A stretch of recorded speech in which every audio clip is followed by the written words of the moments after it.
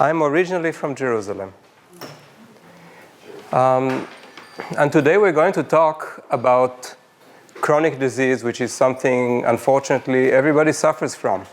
Even if you have cavities in your teeth, it's a chronic disease. If you have glasses, it's a chronic disease. It doesn't have to be a severe disorder to be a chronic disease. So, we don't have to be perfect. It's okay to admit that some things in us are not perfect. If we lost our hair, to a lot of people, that is another form of chronic disease. But it's not severe. It's not something that causes dysfunction in your life. But most chronic diseases that we like to discuss are the ones that affect your function, affect your quality of life, and people are afraid of them for a good reason. And the ultimate chronic disease, of course, is cancer, but they all have a lot in common.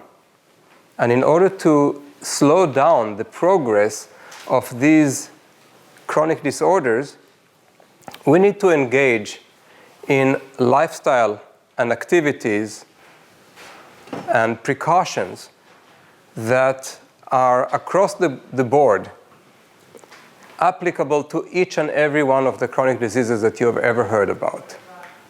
So autoimmune diseases, cancer, cardiovascular diseases, metabolic disorders, skin disorders, digestive issues. These are all chronic disorders. And they affect you in numerous ways. And if you allow them to continue for long enough time, most of them can convert into cancer. Because cancer is the ultimate result of chronic inflammation. And all of those disorders are related to the inflammatory process within your body. So if you want to stop the inflammation, you have to make changes. It's our lifestyle that makes us inflamed. But if we didn't do enough, and if we decide that now it's too late, and now we are going to make changes in our life because things have gotten too far and we are suffering, this is when we need to do a lot more because we neglected ourselves for too long. To do more means that we have to abide by all the principles that will prevent inflammation in the body and will give the body all the resilience that it requires in order to fight disease and prevent it. But at that point, where we have already succumbed to the most formidable process of disease, when we already are diagnosed with cancer or with other severe chronic disorders, that's when we have no choice sometimes but to engage in more proactive, preemptive strikes against the disease, which are not anymore related to lifestyle. We have to do more, because lifestyle sometimes is not enough. It can't be enough if we have neglected ourselves for too long. Also, if our risk factors are too high. Also, if our history is unfortunate, and some of us are born into unfortunate circumstances which are part of the cause for our problems later on. Some of us simply had a very unwise mother when she was pregnant with us and had a lifestyle that was very bad for the health of the embryo into the future. That's very unfortunate, but we have to deal with it instead of just use a blaming finger and say, there's nothing we can do about it. That's not true. So what can we do about it? Well, I'd like to simplify things for you. I say that we have to engage in the 5 fundamentals. The 5 fundamentals are everything that you must do in your day-to-day lifestyle, at least to an extent of 80%, 85%. You don't have to be perfect, but if you get close to 90%, you'll be in pretty good shape and you will manage to avoid most chronic diseases, including cancer. Now, if you already had been diagnosed as having cancer, should you then ignore the 5 fundamentals and just go straight to the preemptive strike, straight to the rigorous therapeutic clinical interventions that can be done in a clinical office? Or should you still observe the 5 fundamentals? What do you think? You must observe the 5 fundamentals. You all understand how ridiculous it is that you have a severe condition like lung cancer, and you've been smoking all your life, and you try to fight this cancer with all type of treatments, but you continue smoking at the same time. You can see how ridiculous that is. I see it every day. But this is what people do oftentimes. They think that the treatment they receive is all that they need and nothing else. All they get is a monotherapy, something like chemo or radiation or surgery, and they think they need to do nothing else. And they forget that the cause for their disease is still going on, underlying their condition, and it will definitely lead to recurrence if they keep going with it. So that's an example of how the 5 fundamentals are crucial for prevention as well as for elimination of the process, or slowing it down so we have time to do other things against it. So what are the 5 fundamentals that everybody should engage in? Before we get into the more interesting preemptive strike, thing that you need to do in a later phase, which is unfortunately what most people are interested in. They want to know what to do when it's too late. But I won't give you that comfort zone. I force you to hear first the 5 fundamentals because you have to engage in them regardless of your doctor, regardless of the clinician that you see. You are in charge of your health. You are empowered to make changes on your own, and you need to know what the 5 fundamentals are. Now, I could have said the salubrious 7, for example, and then you'd have 7 things to think about. I thought 5 is easier to remember because that's one hand for most people. So it's the 5 fundamentals. And if you can do those 5, you'll be in great shape. However, some of those 5 are split into 2 or 3 because I didn't want to give you the awful 8. So the first of the 5, first in a nutshell. The first of the 5 is what you get in. So it's a part of what you call nutrition. What you get in. The second fundamental is what you keep out and make an effort to expel from your body. That will be the second fundamental. So the first 2 are obvious, what comes in and what should not be in, or should be encouraged to get out. Those are the first 2 fundamentals. The third will be to eliminate environmental insult such as electromagnetic exposure. And that's a very complex issue that I will touch on a bit later.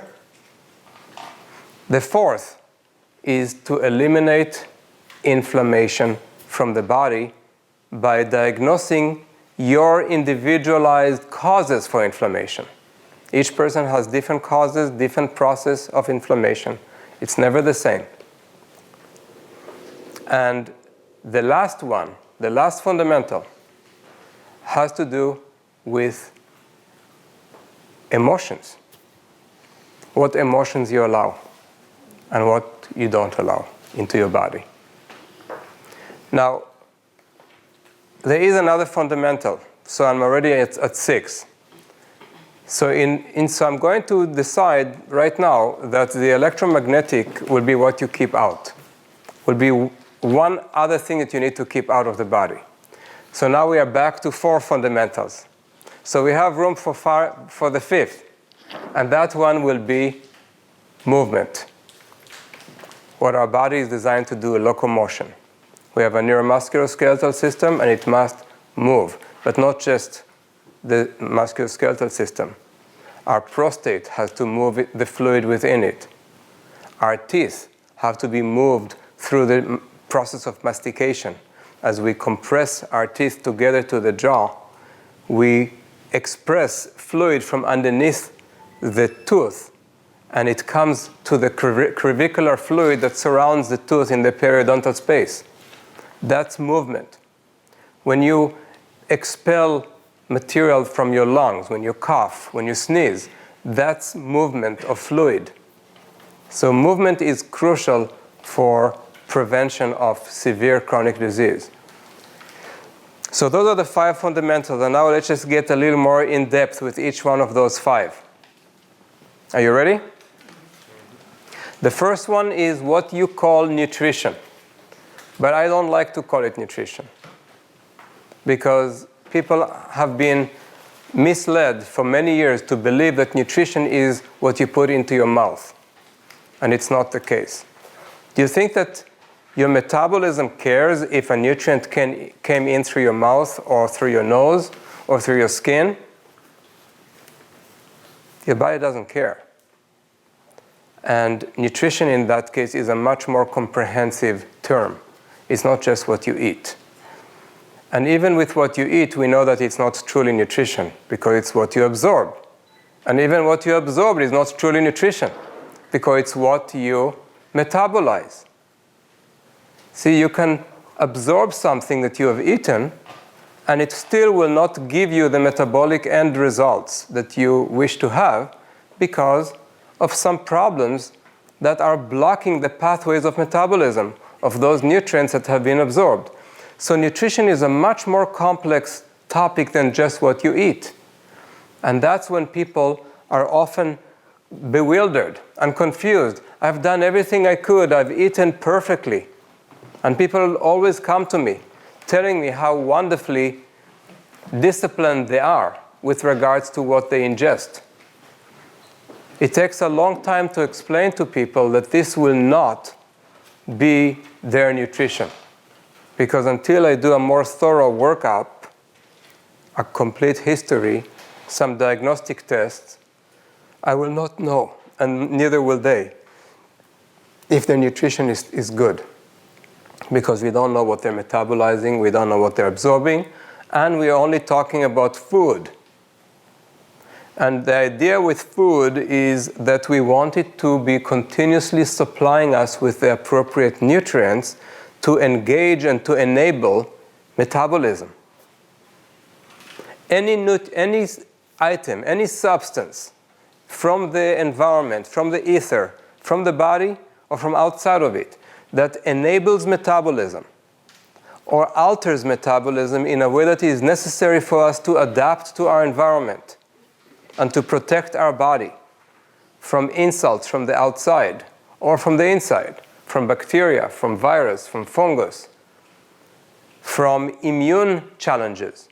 Anything that changes our metabolism in any way possible is by definition a nutrient.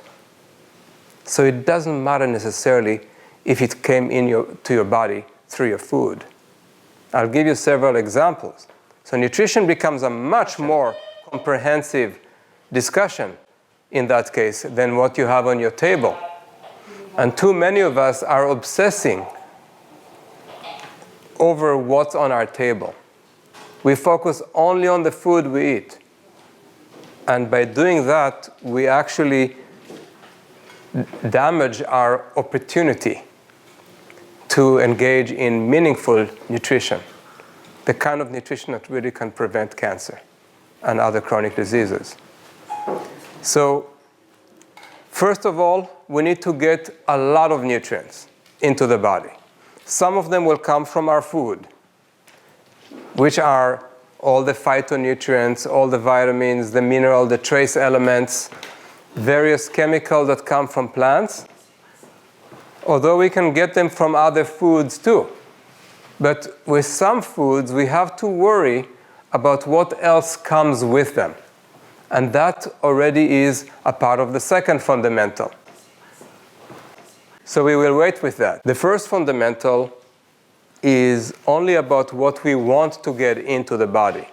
So I'm not going to talk about nutrition and what we want to keep out of the body, even though to you it might also be nutrition, because it has to do with what you eat and what you don't want to get into your mouth. I'll keep it for the second fundamental. But in the first fundamental, it's specifically to what we want inside the body. So what else do we want inside the body besides nutrients that could come from food? We want good things that come in the air. What happens when you go into the forest? And cancer rates start diminishing. You inhale all types of molecules that are effervescing on a regular basis, diffusing out of the plants that are creating those molecules to protect themselves. Those are the bioactive plant fraction molecules that come out of every medicinal and aromatic plant that we can be exposed to as we walk through nature.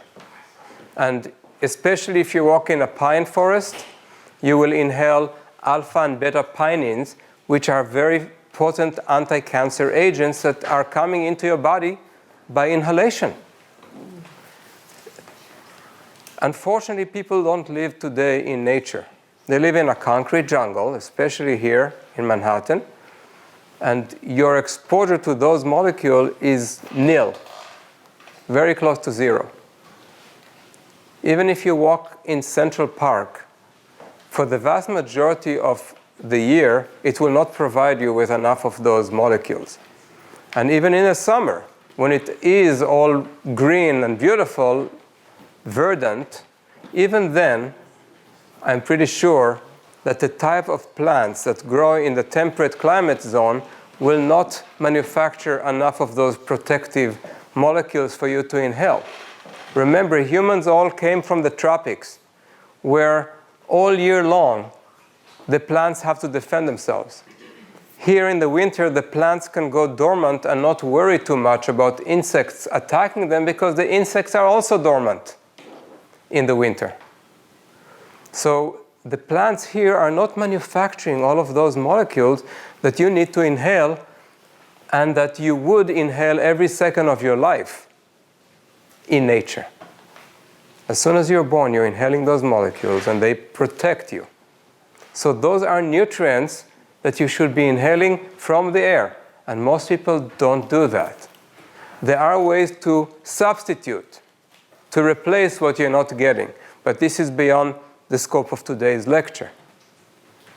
If you watch this video, you'll get links on how you can take care of these bioactive plant fraction molecules and other molecules that come from nature that should be entering your nose when you inhale.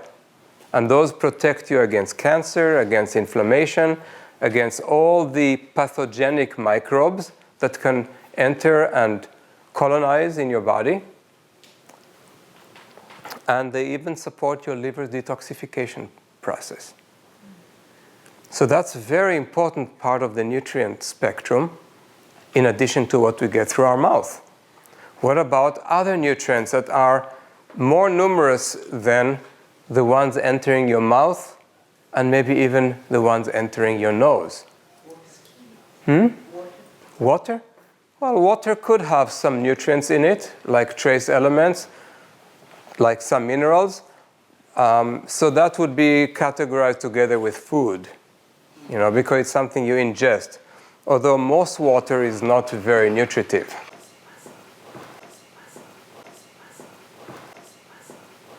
So again, that's a part of food. Anything that you'd find that you can ingest will be a part of the food component. What is much more numerous? Sunlight. Sunlight. Thank you. You must have come to one of my lectures. All of them. Okay. So yes, there are thousands of nutrients that we get from the sun. And unfortunately, again, if you live in northern latitude, anything north of the 35th parallel, which is at the level of Atlanta, Georgia, anything north of the 35th parallel, you're going to have several months of the winter without sufficient photonutrition. So I call this photonic nutrition, and it's crucial for your health. In fact, it's more crucial for your health than the food that you eat, because in terms of deficiency, we suffer a lot more with regard to solar particles not coming to our skin anymore because of these things called clothes, and because of the winter, and because of tall buildings and pollution and work schedule and night shifts and working in cubicles and not having a great outdoors anymore where you can actually be exposed to the sun on a daily basis as you would in nature. And when I say nature, I refer to the place in nature where we all came from. Again, the tropics. Over there in the tropics, the cradle of humanity, we had access to sun exposure almost every day. Today, if there is finally an opportunity to be in the sun, there'll be some uninformed, uneducated doctor telling you to stay out of the sun. And if you decide to disobey this uneducated doctor and prove to him or her that you don't need them, and in fact, if you are enough in the sun, you will not need any doctors, because the sun protects us from needing to go to any doctor. If you do that, then you might be unwittingly falling prey to the advertisement, the bombardment of the propaganda by the sunscreen industry, and you might put some sunscreen creams on your skin, and by doing that, you'd be doing exactly the same as putting clothes all over your body and not allowing yourself to get the nutrients from the sun. Not to mention it's the chemicals that are killing the coral reefs. Not to mention all the ecological and the toxicological and the hormonal modification of the human body resulting from such exposure to sunscreen factors. But if you want to know more about this, there is a book on the table that I have done all the scientific editing for and written the preface and also a very important appendix that is very well scientifically referenced. 1,200 scientific research papers prove that the sun is crucial for our health, that you should never use sun protection product if you want to be healthy, and that you should go to the sun between 11 and 1.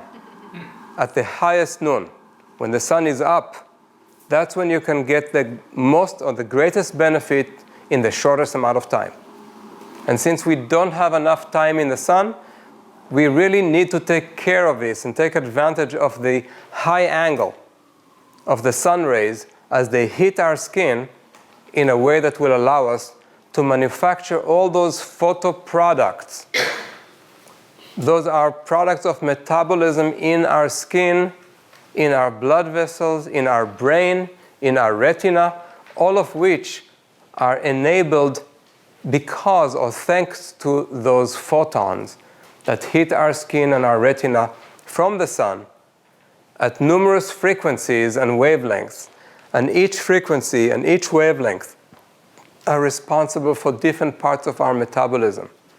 Our wellness depends on it. If you go to bed too late, and if you don't wake up with the first light, you are not obeying Mother Nature. And you are disturbing your metabolism and increasing your risk of numerous chronic diseases, including cancer, all the hormonal issues, all the mood disorders, all your skin disorders, digestive issues, all immunological issues, immune suppressant or autoimmune disease, all infectious diseases, and even neuromusculoskeletal disorders, even tendency or propensity to injury, soft tissue injury, muscular injury, and the ability to heal thereof. All of that is directly affected by the circadian rhythm and the biological clock that are determined entirely by the sun, and all of that is scientifically proven in that book. If any doctor ever tells you to stay out of the sun, you should fire that doctor immediately after you give them that book. How long can you stay in the sun? Why would people ask a question like, how long can you be in the sun? Would the zebra ask that question? Would the giraffe ask that question? Why humans? Because humans have been brainwashed to be afraid of the sun. What about skin cancer? But they have been brainwashed to ask about skin cancer too. How long you gotta stay in there? So, no. The question is how long before you have to get out of the sun? That was the question. But, hold on. Let's make order in stuff. See, why do we even have to waste time talking about this? When a zebra would never ask that question, right?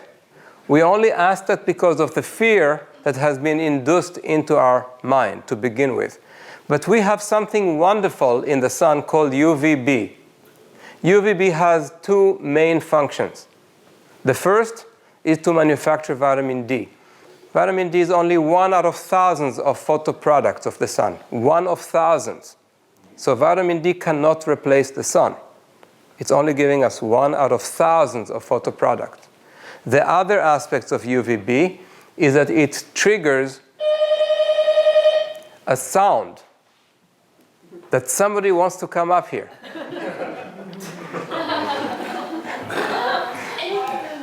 UVB triggers.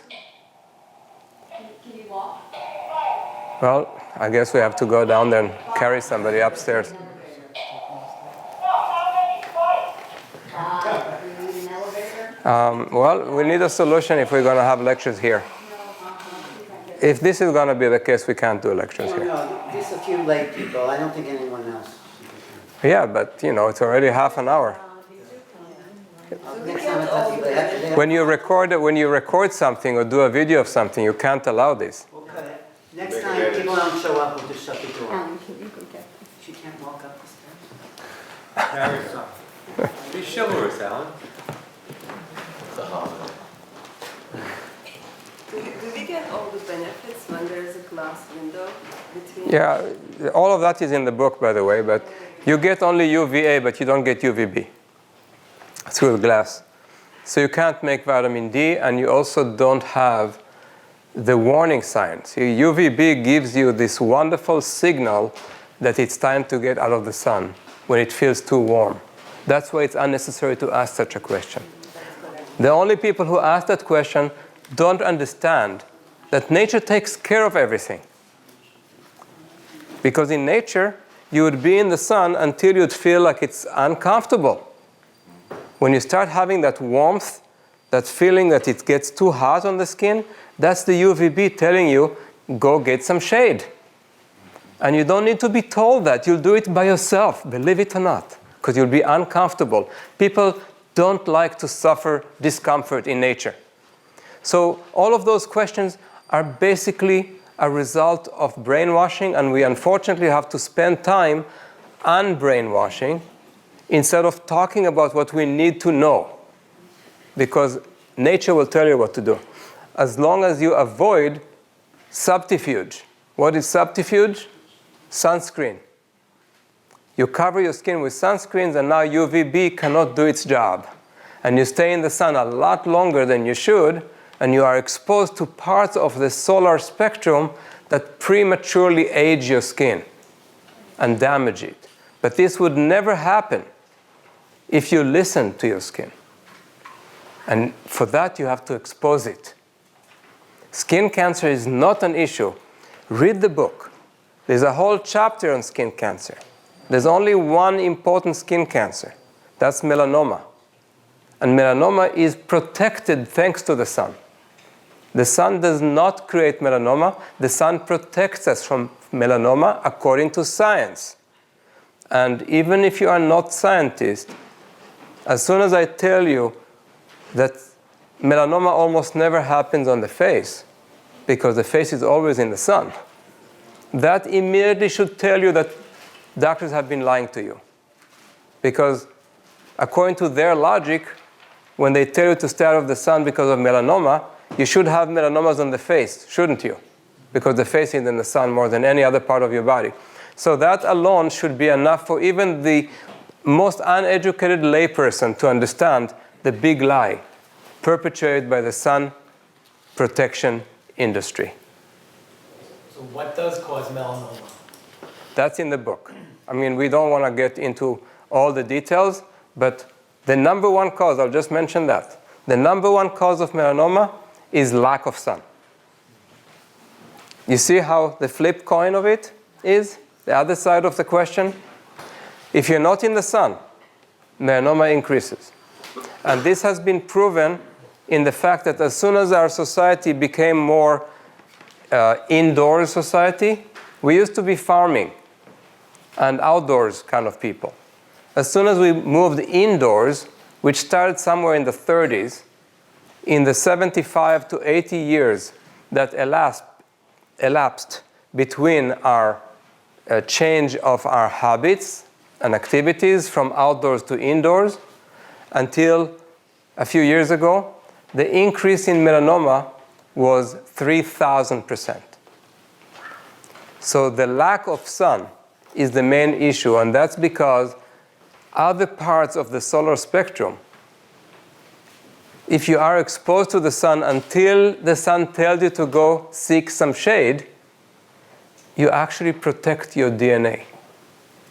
The sun protects your DNA from cancer, from mutation. And that's why people who don't have sun get melanoma. Those who get a lot of sun never get melanomas. Even those who got burnt in the sun as children have less melanomas because they had overall more sun. The more sun, the better, but you don't want to burn, that's all. I mean, I'm not telling people to burn, I'm just saying, even if you burn, it's better than not being in the sun. But there's no reason to burn if you listen to your skin telling you to go to the shade. So all of that is not an issue. And I will talk a bit later about skin cancer, so I don't want to belabor the issue right now. I'd like you to get the book, read it, and, New Year is a time of change for people, and gifts are things that people are seeking all the time, even after Christmas. So these books will make great gifts for people because it gives you the gift of life. It tells you that what you enjoy, instinctively, intuitively, you know that the sun is good for you because you enjoy it. And it does force you to secrete endorphins, which make you feel good in your brain. Why would nature do such a thing? Why would nature tell you that something that you're exposed to is so good for you that you feel good, so you can repeat it again and again, like being in the sun, because it is crucial for our survival. So basically the question is being in tune with yourself, to acknowledge, to undo what we have learned, what we have read, and acknowledging, being dependent on our own feelings, feeling good in the sun, the time that we need. Right. I don't hear a question there. You said My that. question is basically, the thing is, do we have to be in tune with ourselves? How do we read? Well, what do you think my answer would be? Yes, That's a rhetorical question. We have Yeah. to re-educate ourselves. Right. So it's a rhetorical question. It's an answer built into the question. Yes. What about so-called sunspots on the skin? Yeah. So these are all lectures that I provided over the years, on topics like that. And if I start getting into that lecture, then we will delve into just the skin, and I could talk about the skin for 6 hours. But people always worry about how the skin will look as a result of being in the sun. So they worry about sunspot or age spot and so on.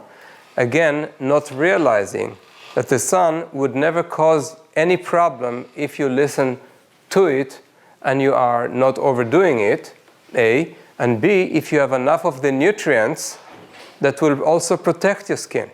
And your diet will determine a lot on what your skin will do in response to being exposed to the sun.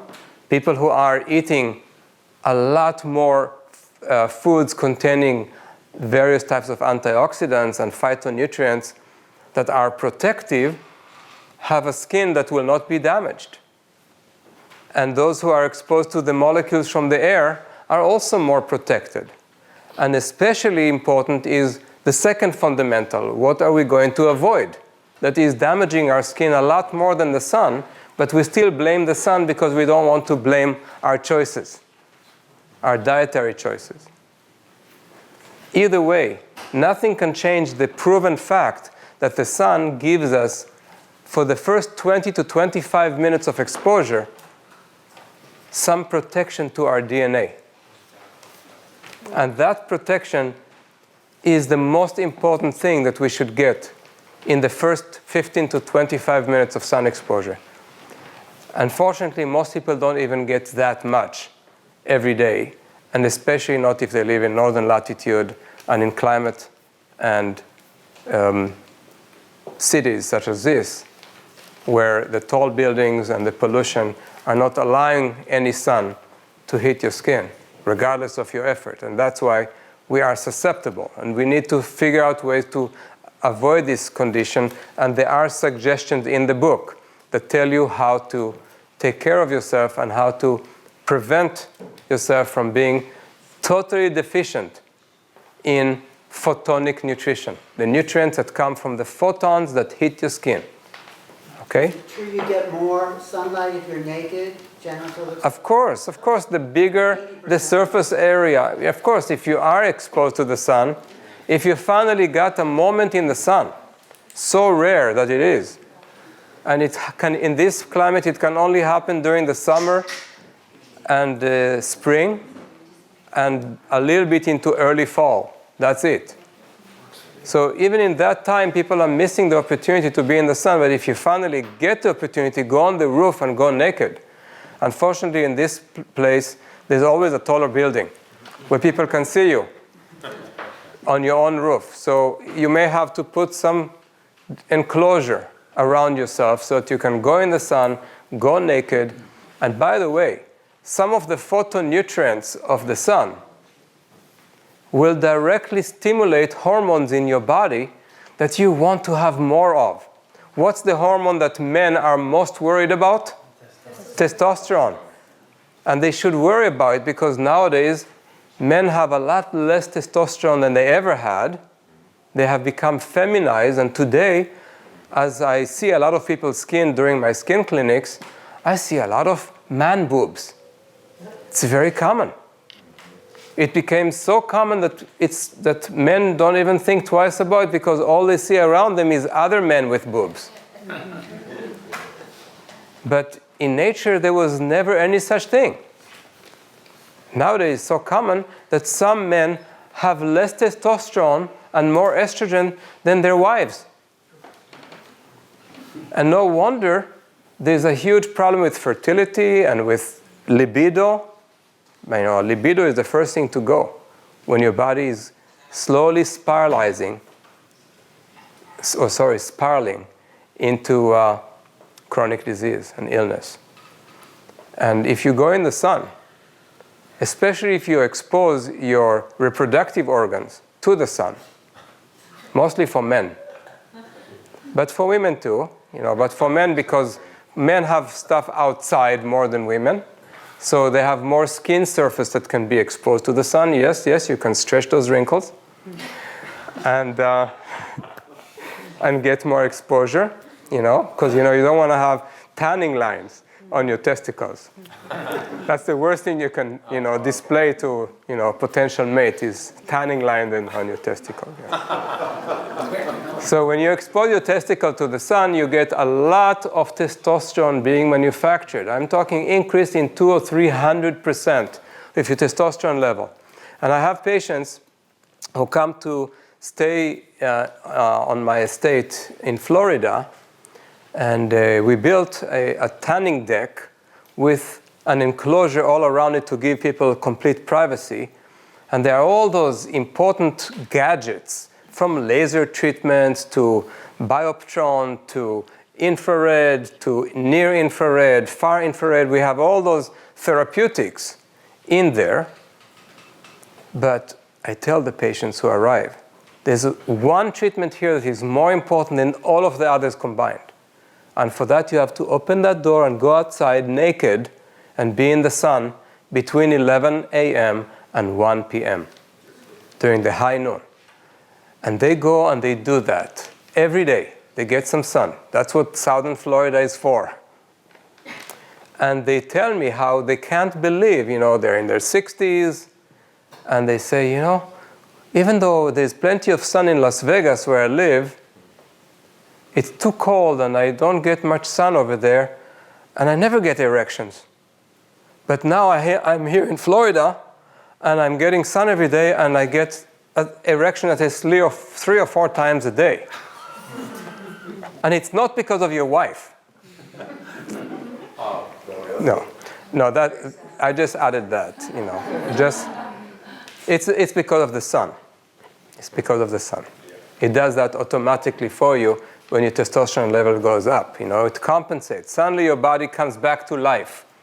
So that's a very important part of the nutrition. We're still in the first fundamental of getting all of our nutrients from the sun rays, from the different frequencies of the photons that hit our skin and change our metabolism. All the science is in that book, or a lot of it. From the food that we eat, that we need to get all those phytochemicals, phytonutrients, and in this regard we have to mention briefly nutrient density. If you don't eat according to nature, you don't get the dense nutrients for each calorie ingested. If you want to know more about that, you're invited to come foraging with me in the summer in Wisconsin. During 4 days of foraging, you learn a lot about nutrition as nature intended.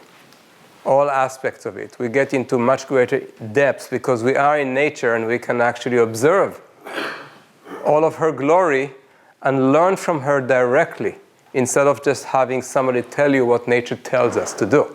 You need to experience it yourself. So come foraging in the summer. If you're on our email list, you'll get informed about it, and then you will learn a lot more.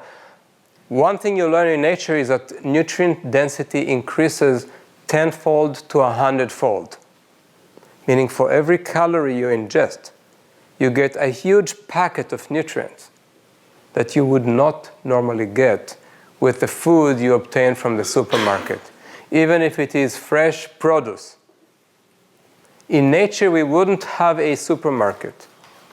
We wouldn't have Whole Foods. We would simply pick our own food and get 100-fold more nutrients per calorie that enters our body. So today, from the get-go, we are depleted by comparison to what nature wanted us.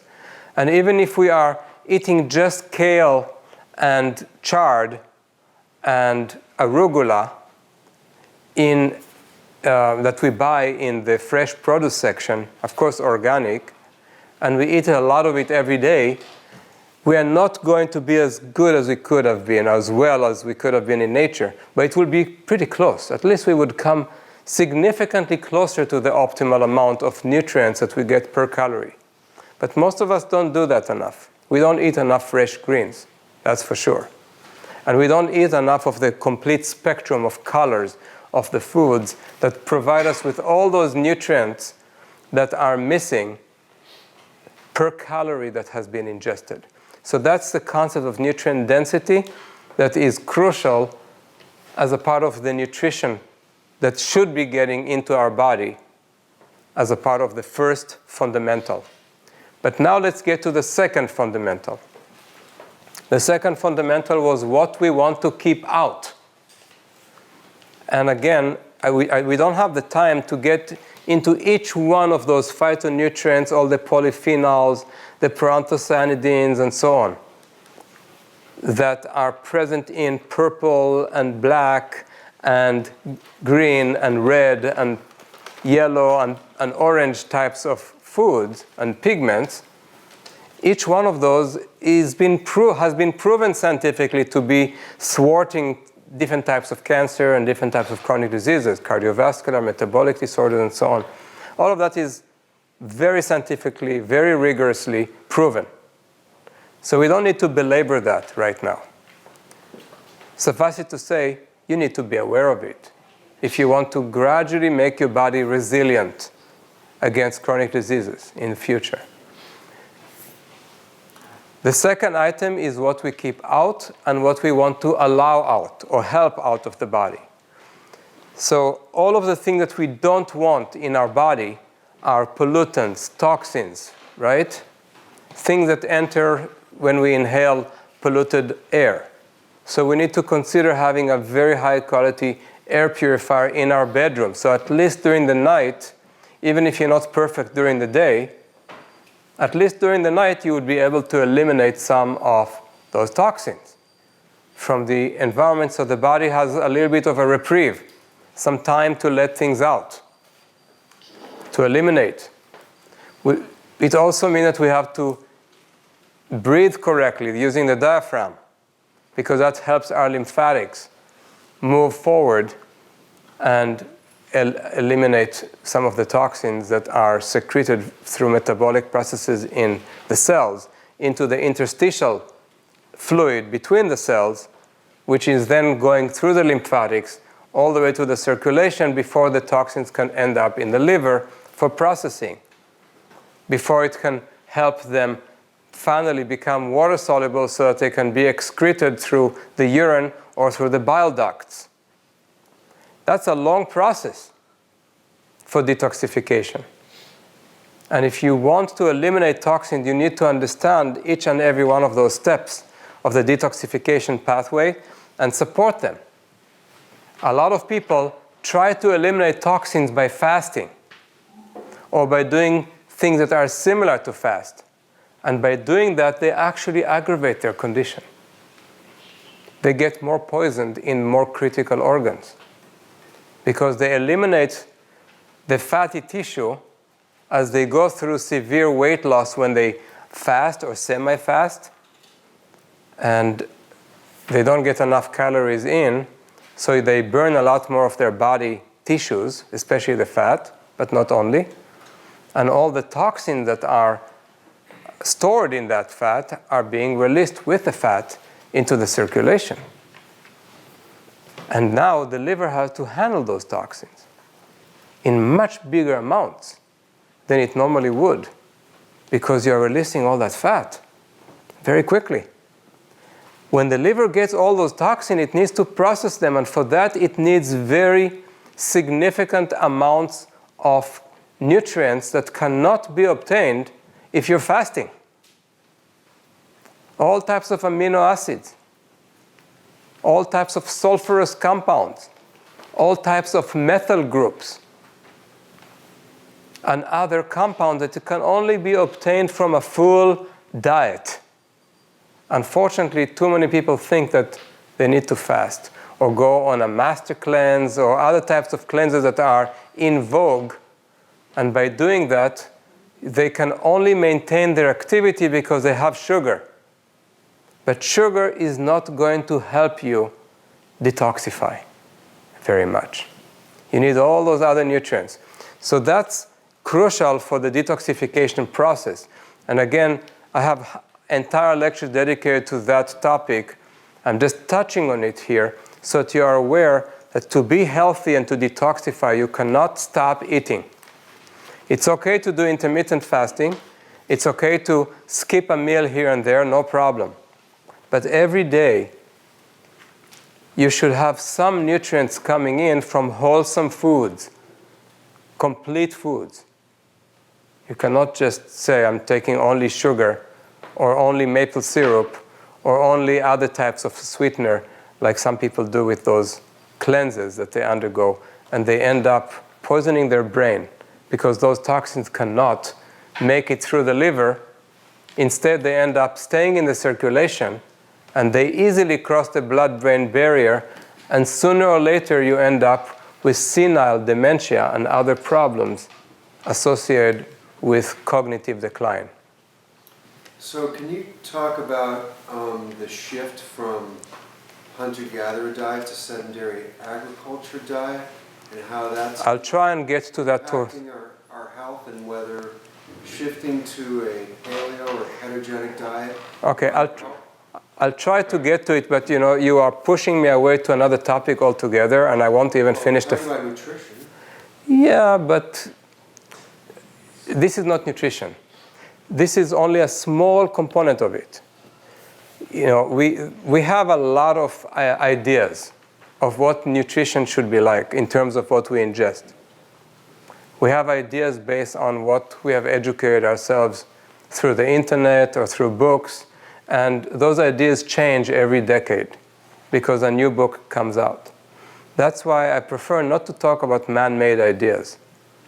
When you talk about paleo or keto or other types of diet, you are basically repeating somebody else's idea that has been compiled in some book, usually by a name after which we we title a diet of some sort.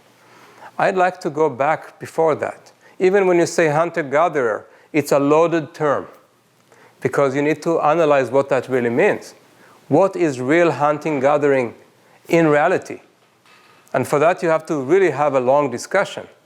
What is happening today in Africa with the final hunter-gatherer societies, which exist like the Hadzas? What do they really eat?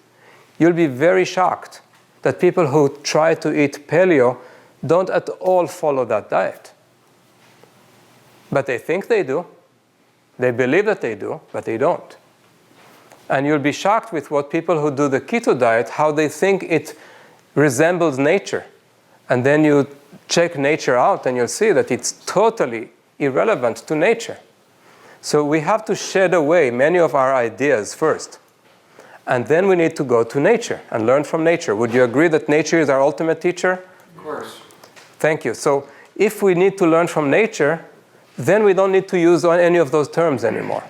And then we could say, in nature, we need to focus as nature would have forced us to focus without too many options. Our problem today is we have too many options. We can eat too many things that are available too readily. Absolutely. And nature doesn't give us that freedom. Therefore, we might not be getting our addictions continuously supported.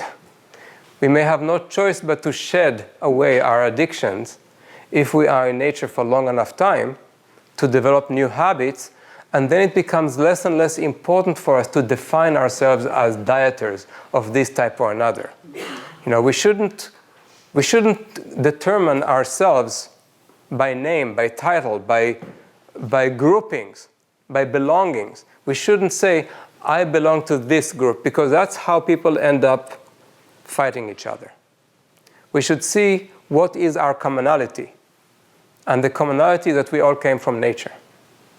So we have to study physiology and biochemistry and metabolism, and then we understand all the different aspects of doing a man-made diet that is usually supported by a huge industrial component. Remember Atkins, how every store had a huge Atkins aisle? It became a huge industry because everything had the name Atkins on it, until he died from a stroke. And then everybody decided, well, they will not make that mistake again. 270 pounds, brother. Yeah, nobody will make that mistake again, attaching a diet that makes a lot of money through all those products that have the name on them. Nobody will make the mistake of attaching it to a human anymore. Because if something bad happens to the human, the whole business collapses, as really did happen. So then they decide we're going to be smarter. Now we're going to call it paleo. Atkins 2.0. It's paleo. Now you don't have a human attached to it. So you cannot say, well, this man died from this disease, therefore I'm not going to follow, because now it's a broader title that does not attach itself to one human. And then even that was not clear enough and good enough for a lot of people, so they did now Atkins 3.0, and that's the keto diet. And we have to analyze that too with regard to toxicity. So thanks for now, I'm going to bring it into the second fundamental. I hope you understand why. No, absolutely. Okay. I'm following you. Good. So with the second fundamental, we need to keep out many things. So we talked about toxicity and detoxification, right? What about metabolic toxin that we manufacture as a result of what we eat? We want to avoid that too. So for example, if we do keto diet, since you asked that question, then what are ketone bodies? By definition, ketone bodies are AGEs, advanced glycosylated end products. AGEs are the most inflammatory toxic agent that we get in wholesome food. And you just need to open the internet or Google the term AGE, advanced glycosylated end products, and you will find entire charts of foods and how much AGE they contain within them. And you'll be shocked to see that some of the foods that you eat a lot of on both the keto and the paleo and the Atkins diet are the richest food in the world in AGEs. Like what? All animal products. Well, they have to be combined with the sugar in order to be an advanced. Well, your body has enough sugar to provide for the reaction to take place. Don't forget also the animals you eat had their own sugar and their own protein to create the advanced glycosylated end products like glycosylated hemoglobin. The hemoglobin A1C, which we measure for diabetes, that's a form of AGE. And the higher it is, the more cardiovascular disease we have, the more metabolic syndrome and diabetes we have, and the more inflammation. And we know that today that just like metabolic syndrome has to do with chronic inflammation, which also affect our insulin receptors, our cortisol secretion, our adrenal hormone secretion, we also see that Alzheimer's is diabetes of the brain. It's another metabolic disease. AGEs are one of the root causes of all that. So any diet that focuses on foods, and again, I don't talk about titles. I'm not calling myself a vegan or a vegetarian or a raw foodist. I don't care. I'm not belonging to any group, and neither should you.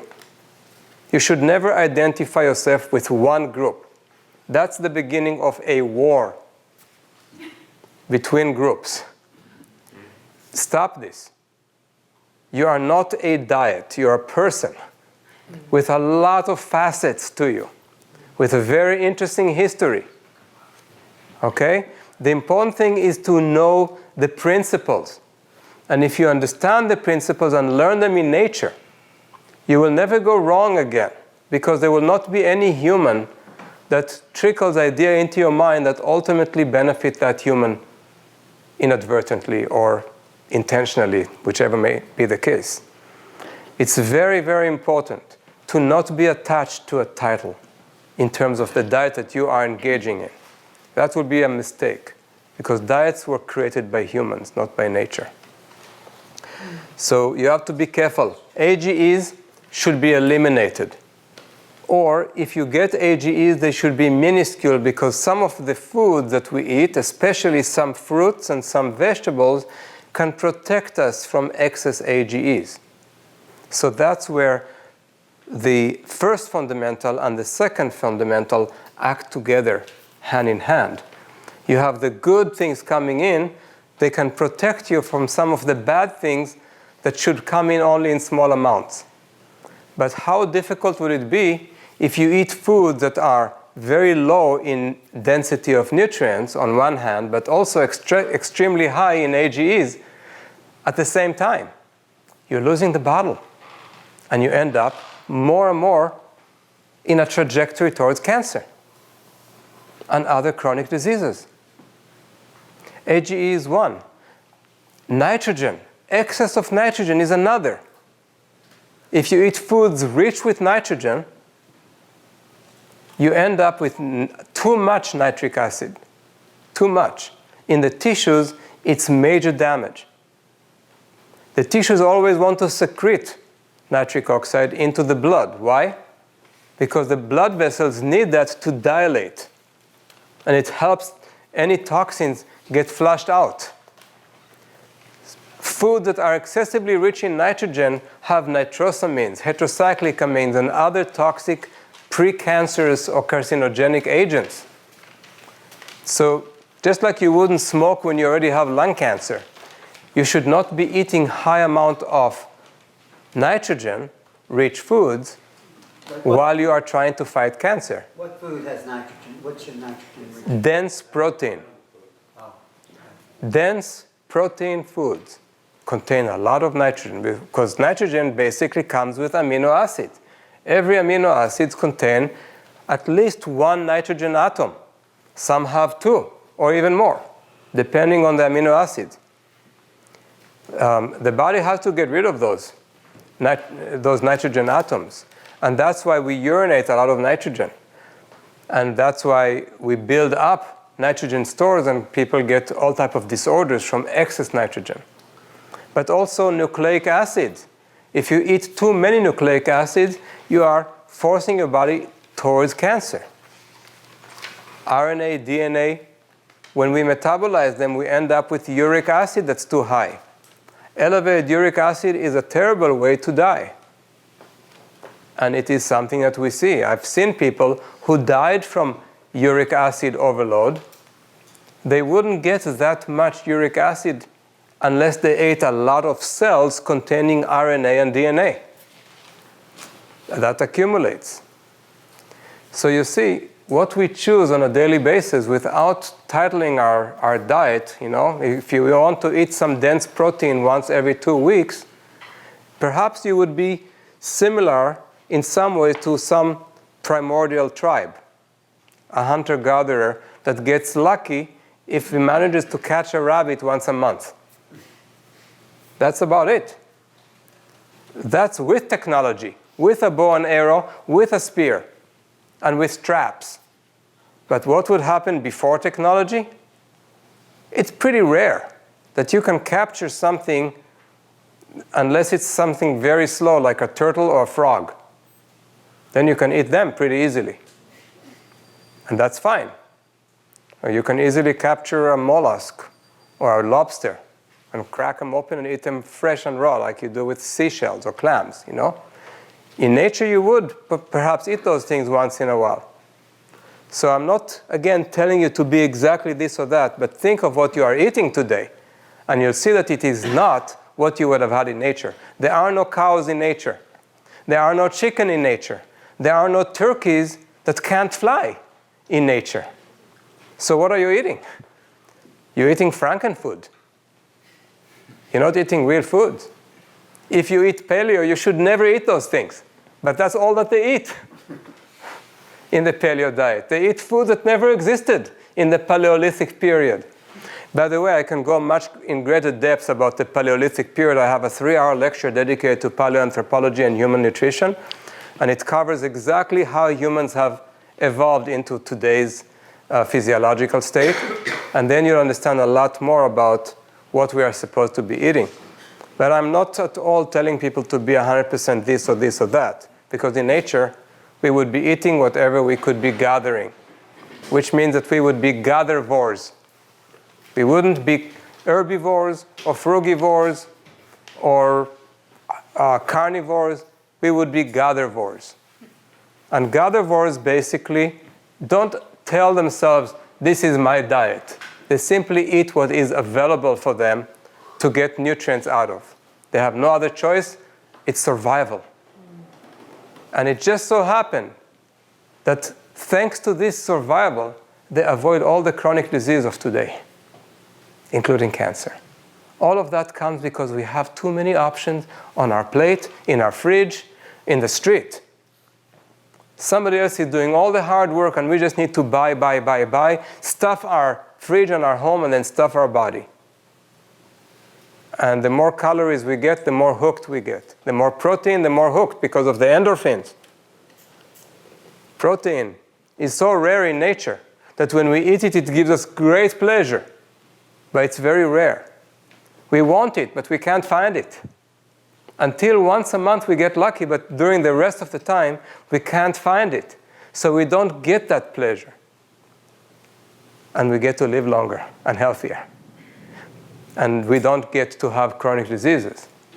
So you see, too much pleasure means dying sooner. Too much pleasure by eating stuff that we wouldn't have access to in nature is what's killing us with all those chronic diseases and cancer. So make sure that you eat closer to nature and not closer to the fridge. Okay, and buy things that resemble more closely what's in nature, as opposed to buying things that resemble what you ate yesterday and the day before and the day before to support your addictions. Our addictions. We all are addicts, and we might as well admit it, and we should have 12 steps for so many things, not just for alcohol, including things that are considered normal today. Just like it used to be normal to smoke in the 20s, everybody smoked. Why don't they have 12 steps for that? They do. They do? Nicotine Anonymous, they have Overeaters Anonymous, they have everything. Do they have 12 steps, or is it different? Yeah, Okay, good. I'm glad. All right. He's an expert. They have 300, they have 500 at 12-step program. Next time you're going to give the lecture on the topic. Okay. So, anyway, so we're still in the second fundamental, what we should keep out. So we need to detoxify, we need to clean toxins, we need to avoid also rancid fats. Rancid fats are a major cause for cancer, especially skin cancer. But other types of cancer occur when rancid fat cause oxidation of other food items or other nutrients that made it into our body, whether it comes from photons or from the air or from what gets in the body through the mouth, all of which could get oxidized, especially if they're antioxidant. They can be used up, and then we don't have enough for protection. And there's a higher risk of cumulative mutation that could ultimately lead to the ultimate chronic disease, the cancer. So rancid fats is one thing that I see almost across the board. No matter what diet people choose to belong to, they all eat rancid fats. I've seen treats that say keto treats and paleo treats and hunter-gatherer treats and whatever treats, vegan treats, raw food treats, raw vegan treats, and they all have rancid fats. Because you see, the industry uses those titles to hook you in. It doesn't matter what you select to belong to. They know that people like to belong to a church. So this is the church of the diet of this title or that church. It's all different churches or synagogues or mosques. I don't care, whatever you want to call it. But now that you belong to all of those religions, you can easily be sold things based on that. You can just be told, this belongs to that religion, so buy me. And they use it in titles. But they all are using the same ingredients that contain rancid fats because they need shelf life. They need to sell stuff that will not rot prematurely. They don't want you to be eating too much fresh produce because then what are they going to have on all those long shelves in the supermarket? The ones that don't need to be changed all the time because they won't spoil. Because even bacteria are not stupid enough to eat them. Can you please give some examples of what rancid fats are?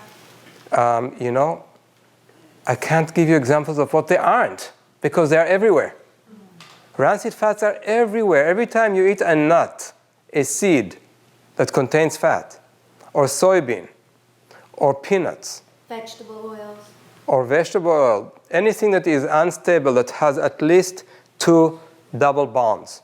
So omega-6 fatty acid, omega-3 fatty acids, all the nuts and seeds, in other words, and the oils deriving from them. And soybeans, because they contain a lot of fat for a legume. As soon as they're exposed to heat, light, or oxygen, they're rancid. They become rancid. And if you ingest them in large amounts all at once, without having enough greens or fruit or something else fibrous to dilute them, they're going to go rancid in your body because your body provides the heat and the oxygen to oxidize them, to rancidify them. And if they come with protein, too much protein at the same time, so if you eat in one sitting a big, huge amount of nuts, think about nature. Where would that happen? I don't care if it's keto or paleo or whatever, or raw vegan. In nature, you wouldn't have access to that in such huge quantity all in one sitting. You'd be eating very slowly and very small amounts, or you dilute them. So that's protein and fat at the same time. The nitrogen can become nitrogen-free radicals, which are very difficult for the body to control. Nitrogen-free radicals, like peroxynitrite, cause damage in the brain and cause damage in the blood vessels and in the heart and in the critical organs. So it's so important not to eat rancid fats. But if you go to the supermarket, if it's been on the shelf for too long, exposed to the fluorescent light, it goes rancid. It's been exposed to oxygen and heat. That's why I keep all of the stuff frozen or refrigerated, all the nuts and seeds. All the oil that could potentially become rancid should be refrigerated in the dark. Turn off that bulb inside the fridge. Just kidding. It is off when the fridge is closed. Yes. Yes. So, I bought some Brazil nuts today. I bought them raw. I purposely didn't buy the almond butter for the exact reason that you said, because we would have to crack it open and it's very concentrated. But my point is, what's wrong with raw Brazil nuts? And I do keep them in the refrigerator, but they're Trader Joe's, let's say, they keep them out. So the only thing, you have to analyze the whole process before it got into your mouth. So if it was outside in Trader Joe and not in the refrigerated section, then if it's been there for several months, it's probably gone rancid. Everything you've done is right. But I wouldn't turn it into butter, by the way. I would let my teeth turn it into butter. Or blend it quickly if you have to, and immediately eat it. So you are basically masticating with the blender instead of with your own teeth, but it's in proximity, temporarily speaking. You don't want to wait. If it's raw seeds and raw nuts, even then? Even then, if it's been out in the heat, in a room temperature, it goes rancid. Depends how long it takes. We order only big bulk amounts that's already refrigerated and put it straight into the freezer. So it doesn't have a chance. It slows the process significantly down. Yeah. There is one health food store in New York that has a big refrigerated room for all the nuts and seeds. Okay. It's called Paralandra. It's on Remsen Street in Brooklyn Heights. Okay. Well, you should get commissions. Yes. How about soaking? I used to live there. How about soaking the nuts and seeds before you eat them? Is that correct? Only guys should soak their nuts.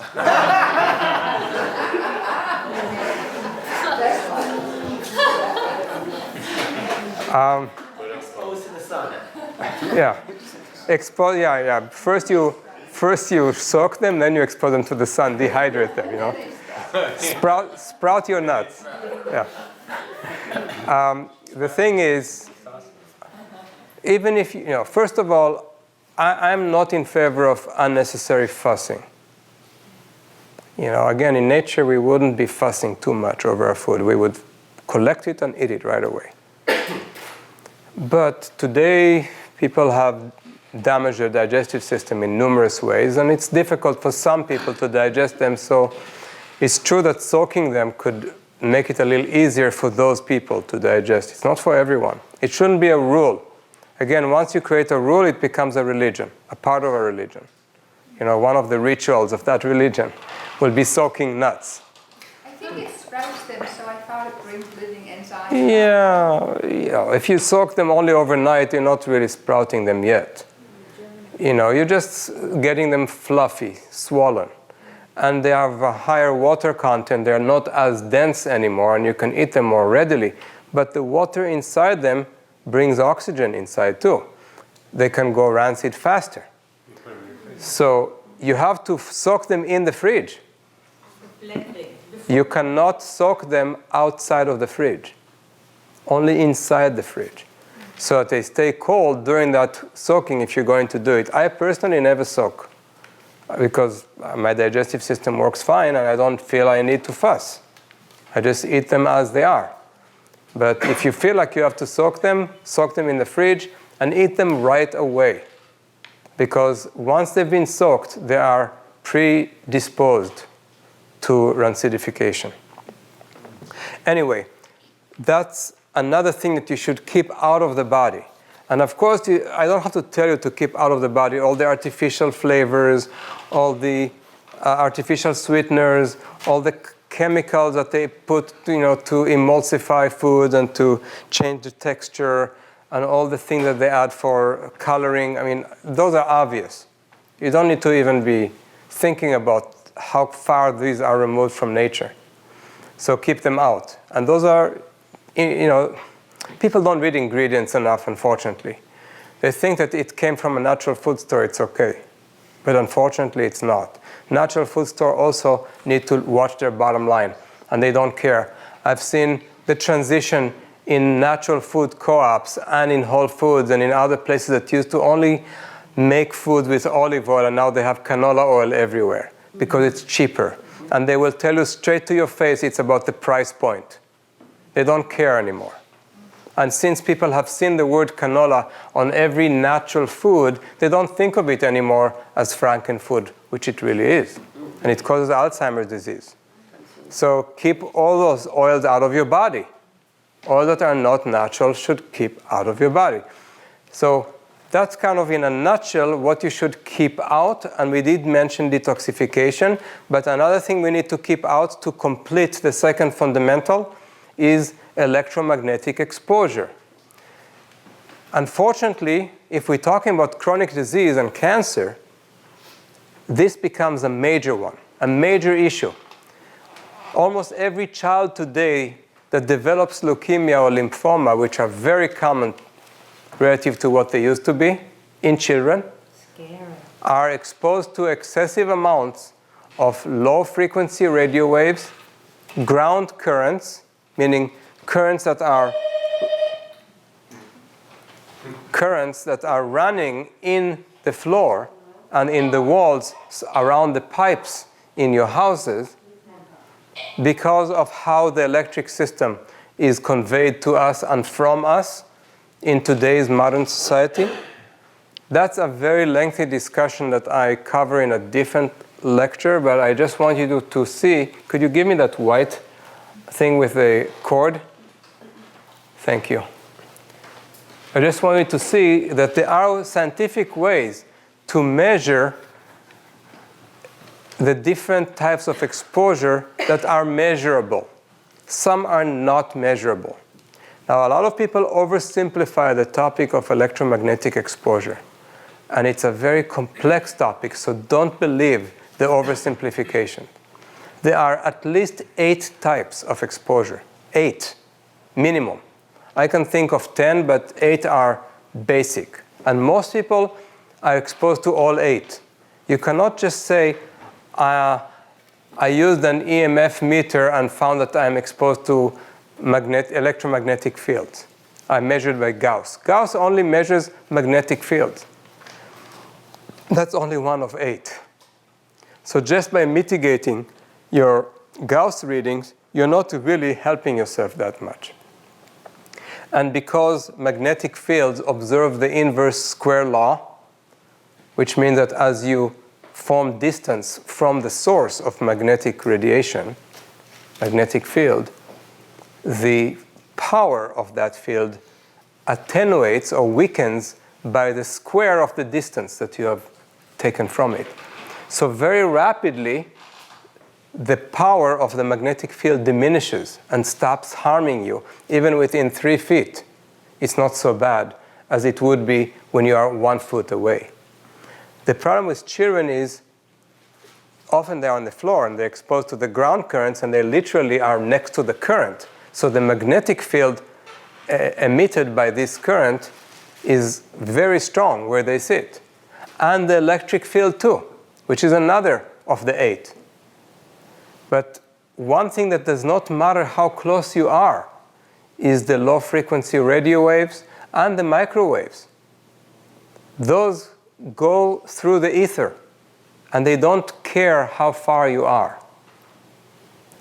So that's why we measure, with this type of a measuring device, the amount of dirty electricity, which is another term for low-frequency radio waves, which come from the wires in the walls, resulting from a lot of electronics that are present in today's environment. Those electronics save energy, but increase what we call transients and harmonics on the line. And when those are increased, the frequency on the wires of the electric lines in the house is such that the wavelengths diminish until they are shorter than the total wires in your house. And when the wavelengths are shorter than the wires, they start radiating as waves. And that's how we create low-frequency radio waves. Those create huge amount of symptoms, destroy the immune system, and cause a lot of cancer in our society, especially in children, but they contribute to the situation in adults. But they don't just create cancer, they create numerous other chronic disease. And I'm kind of curious, because this house is so high-tech, I'm very curious about what the reading would be here. Wouldn't you be interested in? I'm up to 400. 415. Okay, so the reading here in this outlet is about 400. Now, I have to check the other circuits. Each circuit would have its own reading. 400 is extremely high. If you want to be safe, completely safe, it needs to be below 25. 25 to 30. So take a deep breath. You've been bombarded, but it's okay. It's only a short time. I worry about somebody who's here a long time. Yeah, so if it's below 50, it's acceptable but not ideal. Anything above 50 must be remediated, and this only takes care of one of the 8. Each one of the 8 has its own measures that we need to engage in to protect ourselves. And it's possible to live a healthy lifestyle even in this modern society with all the electronics, as long as we understand each and every type of exposure and how to reduce that exposure. So there are filters that actually are put on each one of the circuits in your... Try another one of her outlets, just because you have it on this thing. So those filters can actually reduce it dramatically. And, a house like this, based on what I see so far and based on the size of the house, would probably need about 20 filters scattered throughout the whole house to prevent the walls from continuously emitting low-frequency radio waves. What are the filters? Yeah, what are they? These are kind of things that if you just email us, we'll give you the links and all that information, okay? I don't want to belabor this issue too much because I have a 6-hour lecture just dedicated to this topic. We don't have that kind of time. What's the name of this device? This is called a GS meter. Yeah. Again, if you send us an email, we can send you these devices at a significant discount through my nonprofit organization. So you don't have to pay the full price for these type of devices. What's GS stand for? Graham Stetzer. GS stands for Graham Stetzer. And filters? The filters are the same, GS filters. But again, you need to know how to place them, and you want to see the big picture. I don't like people to just do one thing and think that they are okay, because it's only one of 8. I want people to be aware and to do everything in their power. It's a one-time deal, and then you are safe. You're protected. You don't need to be obsessing over it all the time. Okay? It can be remedied. Yes, almost everything can be remedied. The rest of it depends on your behavior. If you work all the time touching something that's connected to the outlet, like a video camera or a printer or anything, or a computer that's connected to the outlet, that's a form of behavior that creates direct AC current interacting in your body, which is another form of exposure that can be easily avoided if you simply work on the rechargeable battery, which is DC, and charge things when you're not working on them, so that you don't touch the AC current from the walls. So you see there are different things like that. There are things that you can do for ground currents and for electric field, for magnetic field, and we just need to deal with each one individually. Coming January, I'll be giving a 6-hour workshop in California. We're going to video all of it, and I'll get in greater detail into the entire aspect of electromagnetic exposure. You'll have access to that video for free. It will be available online, okay? It will be on our YouTube channel. It will be in the Bay Area. Yeah. What was the number? This was 750. 750? Was 650. And the bedroom was 650, which is where you sleep. That's the bad place to have such a high number. So a lot of people are sensitive to environmental chemicals, multiple chemical sensitivity, and they don't know that this is what's causing them to be sensitive. With those high numbers, your membranes aren't functioning. Your cell membranes are becoming porous, and anything that's in your environment gets in, and you become sensitized to it. That's one reason why some people can't tolerate perfumes and other toxins and other people can. It's the level of permeability. There's something called electroporation, which is a result of increased electric charge across the cell membrane. And it causes an aperture to form in the cell membrane, which allows protein that shouldn't enter the cell to go halfway and block the pores so that they can't close. And now they keep leaking and leaking and leaking into the cell, things that should never enter the cell and also should never enter the brain. What are these filters that you mentioned? They are, if you just email us, you'll get the information. Yeah. Just email us and we'll give you that. Plus, definitely listen to that video that will be available for free, because I want people to understand and to know how to implement. It's a complex topic, but the truth is complex. Lies are very simple. So, by the way, that's my wife, in case you haven't noticed. I give her all of my instruments. And because of her, I have to be in the sun quite a lot. That's why I moved to Florida. So,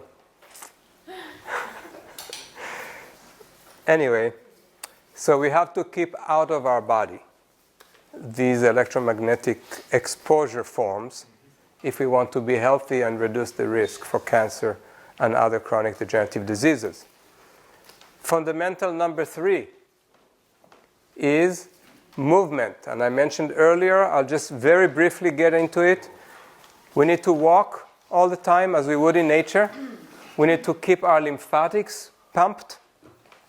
When our muscle contract rhythmically, so will our lymphatic channels move their lymphatic fluid through them for both detoxification and elimination of stagnation. Men who want to avoid prostate cancer, remember that prostate cancer, you don't have to live when I talk about prostate cancer. You know, when you push the right button, the person has to live.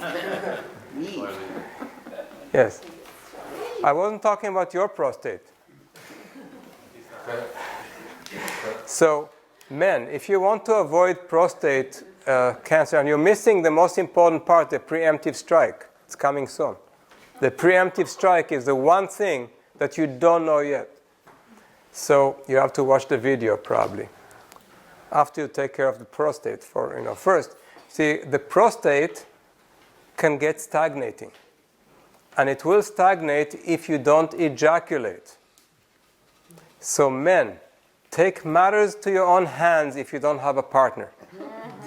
And ejaculate at least 4 times a week. What? It sounds crazy, but in nature, it would happen. Whether you like it or not, you'd have wet dreams, if nothing else. If your libido is still healthy, you would have wet dreams if you don't allow things to flow. Stagnation causes you to have a wet dream as a protective mechanism. And indeed, studies have shown that you have to ejaculate on average 5 times a week. On average, right? You can try and get them all in one day, and then you're free for the next 6 days. Or you can just spread it out, But that will protect you from prostate cancer, because otherwise you're getting stagnation. Any kind of lack of motion, lack of movement, of fluids in channels, in canals in the body will lead to stagnation, and stagnation leads to inflammation for various causes and also for infection. Colonies of bacteria and fungus and virus can only come in and flourish when there is stagnation. As long as things are flowing out, you are washing things away. Just like people who don't urinate enough or have very short urethra and they don't evacuate the urethra right after sex, for example, have a higher risk of infection, of urinary tract infection, because they didn't wash things out. So the infection can lead to the intake of antibiotics, which lead to interstitial cystitis, which is a chronic permanent infection of the bladder, leading to recurring infections for life, and a risk of bladder cancer. Bladder cancer because you have stagnation, and because you have an infection over a long period of time, which leads to inflammation. So movement is crucial, and there are many things that people need to do to keep moving things in their body, in addition to your musculoskeletal system. You need to move everything, every joint. And there are machines that can help modern society do this more efficiently, because unfortunately people live too far from home, or they work too far from home, and they don't have a chance to walk enough and to move all of their body. In those situations, you might need some machine to move your whole body for you rapidly enough to compensate for a long time that you haven't. Plus, there are exercise methods. I invented one called VMix, which mobilizes your muscles so fast that in 5 minutes your whole body is totally tired. And it moved so rapidly that you compensated for lack of movement throughout your day.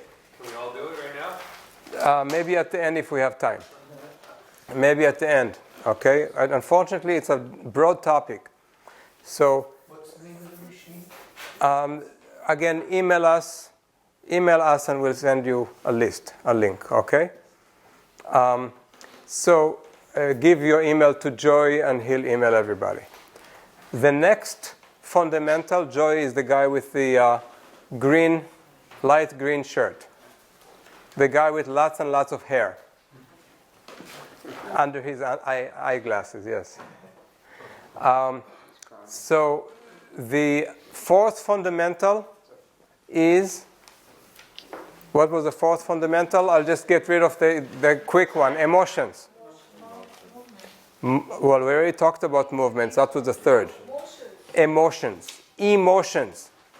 Whatever emotion you have that creates severe stress in your mind, you are changing the immune system's response dramatically. You're changing the autonomic nervous system and its function. So a lot of symptoms that people have that got triggered by severe stress in their life. And they always can tell, this condition I now have started when that happened, when I had to move, or when my wife died, or when my wife lived. Depends on their situation. So these are the kind of condition that can be only reduced if you know how to perhaps meditate and do some activities that relax you, and bring in music or other forms of art that help your mind become composed and harmoniously, instead of things that are creating chaos. Certain music might be fun if you want to clean rapidly, but it's creating chaos in your brain. You know, the music that people like to put on to clean their house sometimes. You know, all kind of harsh. It's harsh music, but it makes you energized because it stimulates your body into too much agitation.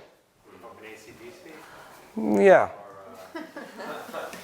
So, you know, but if you listen to music that has melodies and harmonies and is fairly organized, it organizes your brain. And it makes your mind function better when you do have stress, because you're less heightened in your stimulation to begin with. You need to lower your overall stimulation level, because today's environment is so stimulating to begin with, and especially in places like a big city, all you get when you walk down the street is stimulation. Every window has one job: to get you to pay attention to it and not to the others. So, I get totally depressed when I get into a big department store. I can't handle it. There's so much input, so much information, and my mind wants to memorize everything. It's very difficult when you have so many price tags to memorize. So it's harsh. But it's affecting all of us, even professional shoppers who know how to focus on what they are there for. Even they, from the angle of their eye, they see everything. They just know how to focus. But they are stimulated. And we need a less stimulating environment. So when people always push the radio button or the music, or ask Alexa to give them this music or that music, when do they have a chance to relax their mind? When does it ever stop? Think of nature. Again, there are some birds that would chirp, some buzzing bees and so on, but for the most part, it's pretty quiet. And at night, most animals go to sleep too. Until you hear the call of the rooster, it's pretty quiet out there. And we are totally, continuously stimulating emotions in ourselves. Too many thoughts, too much harshness, too much input. That changes our immune system. That's the field of psychoneuroimmunology. It affects your nervous system and your immune system. And that's a big trigger that is no less important than the food that you eat. Because we know that this is a major source of many diseases that are chronic for people. Almost every autoimmune disease can be triggered by those type of events that are extreme emotion, extreme stress. And of course, some people can handle it better than others. So if you have stronger adrenals, and we can support the adrenals with B5, B6, and several adaptogenic herbs that have been scientifically proven to do that. And then those of us who have very small neck, the hourglass type neck with a small neck, have also very small adrenals. And they will have a harder time handling environmental stress factors and emotional stress factors, so they might need some support. Yeah. Some people, those people with big, thick necks, they can handle everything. They don't have to have a red neck, just a thick neck. And they can handle most stress factors. Yeah. But, some people have strong adrenals, and they can be standing in front of big audiences, and they don't get any stress from that. They can handle that stress. But ultimately, when the adrenals get fatigued, they get exhausted, we all succumb. And that's when our immune system starts breaking down. And when we get into phase 2, general adaptation syndrome, our failure to adapt brings us on the verge of phase 3, maladaptation of the adrenals. And that's when all hell breaks loose. Cancer, severe, potentially lethal chronic diseases get to that level.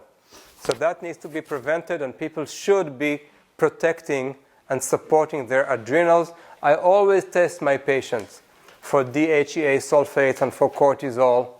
I want to know their hormone status, because I need to know what their adrenals are doing. Are they able to handle the stress? If they can't, no matter how much you try to help them, you're missing the boat, because the stress is still in their life and they cannot handle it. You need to help them handle their stress better. And sometimes people have no choice but to change environment. So they come to Florida and they stay with us, with my wife and me. And they stay for, we have a guest house, and they stay there For 2 weeks, 3 weeks, 4 weeks, she makes amazing food. It's 100% organic, vegan, follows all the food rotation importance, and using prebiotics, using the appropriate roots and appropriate inulin and other resistant starch that is so important for gut health. And so people really get the sun and they get all that, but the most important in this case is they get a new environment. They get out of the hustle bustle of daily life that they are so trapped in. They have no choice but to continue until they finally made a breakaway, and whoever is left behind needs to make do without them. So when they come back home, there's a new balance that has been achieved, a new equilibrium where they are less necessary for other people's needs. So there can be less stress and more about taking care of themselves instead of taking care of others.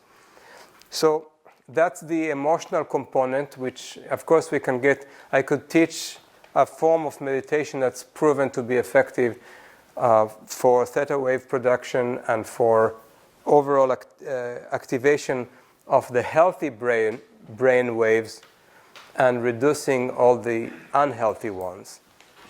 But that's beyond the scope of today's lecture. But the fifth fundamental is how to mitigate inflammation. Because once we have inflammation, we need to do more than just the fundamentals. We need to do some diagnosis. And that's what's lacking in most of people's lives. They don't have the diagnosis.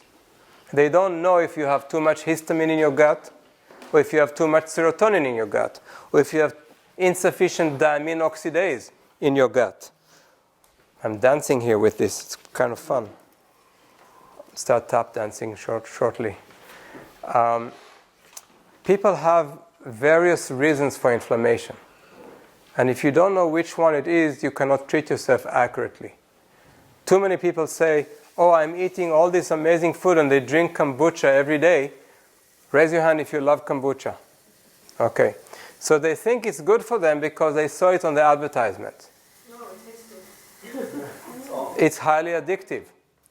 Once you get the taste for it, you will not want to put it down. You'll have it a lot more, and without it, you'll be so moody and intolerable by others that you will be better taking more of it. Because, people, when they are not getting more of their addiction, more of their fix, you can see it on their face, right? Just like people who need more sugar when they have a sugar low. So we need to test different things. If you have histamine in your poop, for example, which I've been measuring now for 16 years. 16 years I've been measuring people's histamine level in their poop. And they don't even know, not on one person, on many, many people. I didn't spend 16 years on one person's poop, I promise you. That would be an obsession.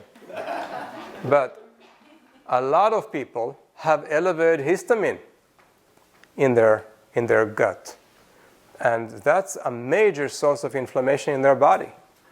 And they don't know it. And guess what?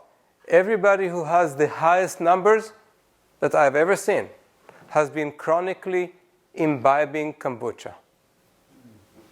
Because kombucha is highly fermented. Fermented foods create histamine in the gut, which leads to inflammation. Again, think of nature. Where would you have high-dose fermented foods in nature? Well, depends. See, everybody immediately wants to assume that this will be true for themselves as well, but everybody is different. Some people have no histamine issue at all in their gut, so maybe they can have sauerkraut once in a while or kimchi without it damaging them. That's the beauty of individualizing treatment. We all are different. We all have different history. We have caused different damage to ourselves until today. And we have different genetics that allowed us to cause even more damage. Because we didn't know our weaknesses as we all lived a modern lifestyle that doesn't take care of our weaknesses. So we need to do some diagnosis and find out what's causing inflammation in our body and engage in a meaningful anti-inflammatory lifestyle. avoiding foods that are inflammatory, food that contain omega-6 fatty acids in excess, all those seed oils that are so common, the cheap ones like canola, sunflower, soybean oil, corn oil, these all should be avoided altogether. Because they're omega-6 fatty acids, they are pre-inflammatory. They will cause more inflammation. We have to rotate all our complex proteins like we do at home. Complex proteins should not be eaten the same one again and again, because in nature you wouldn't have access to those complex proteins every day. And when you are eating them regularly, and that's a whole other lecture, what happens to them while they're being ingested, before they're in the body, while they go through the gut, and after they have been absorbed, and how they get metabolized, all of which will determine whether or not your immune system will react excessively or not. So it's very, very important to an anti-inflammatory lifestyle to avoid repeating the same complex protein every day. Meaning all the nuts, the seeds, the grains, legumes, and all animal products are complex proteins. You should not eat almonds every day or Brazil nuts every day. We rotate them on a weekly basis. If we ate Brazil nuts today, we will not eat Brazil nuts for another 7 days. We give the immune system a little time out.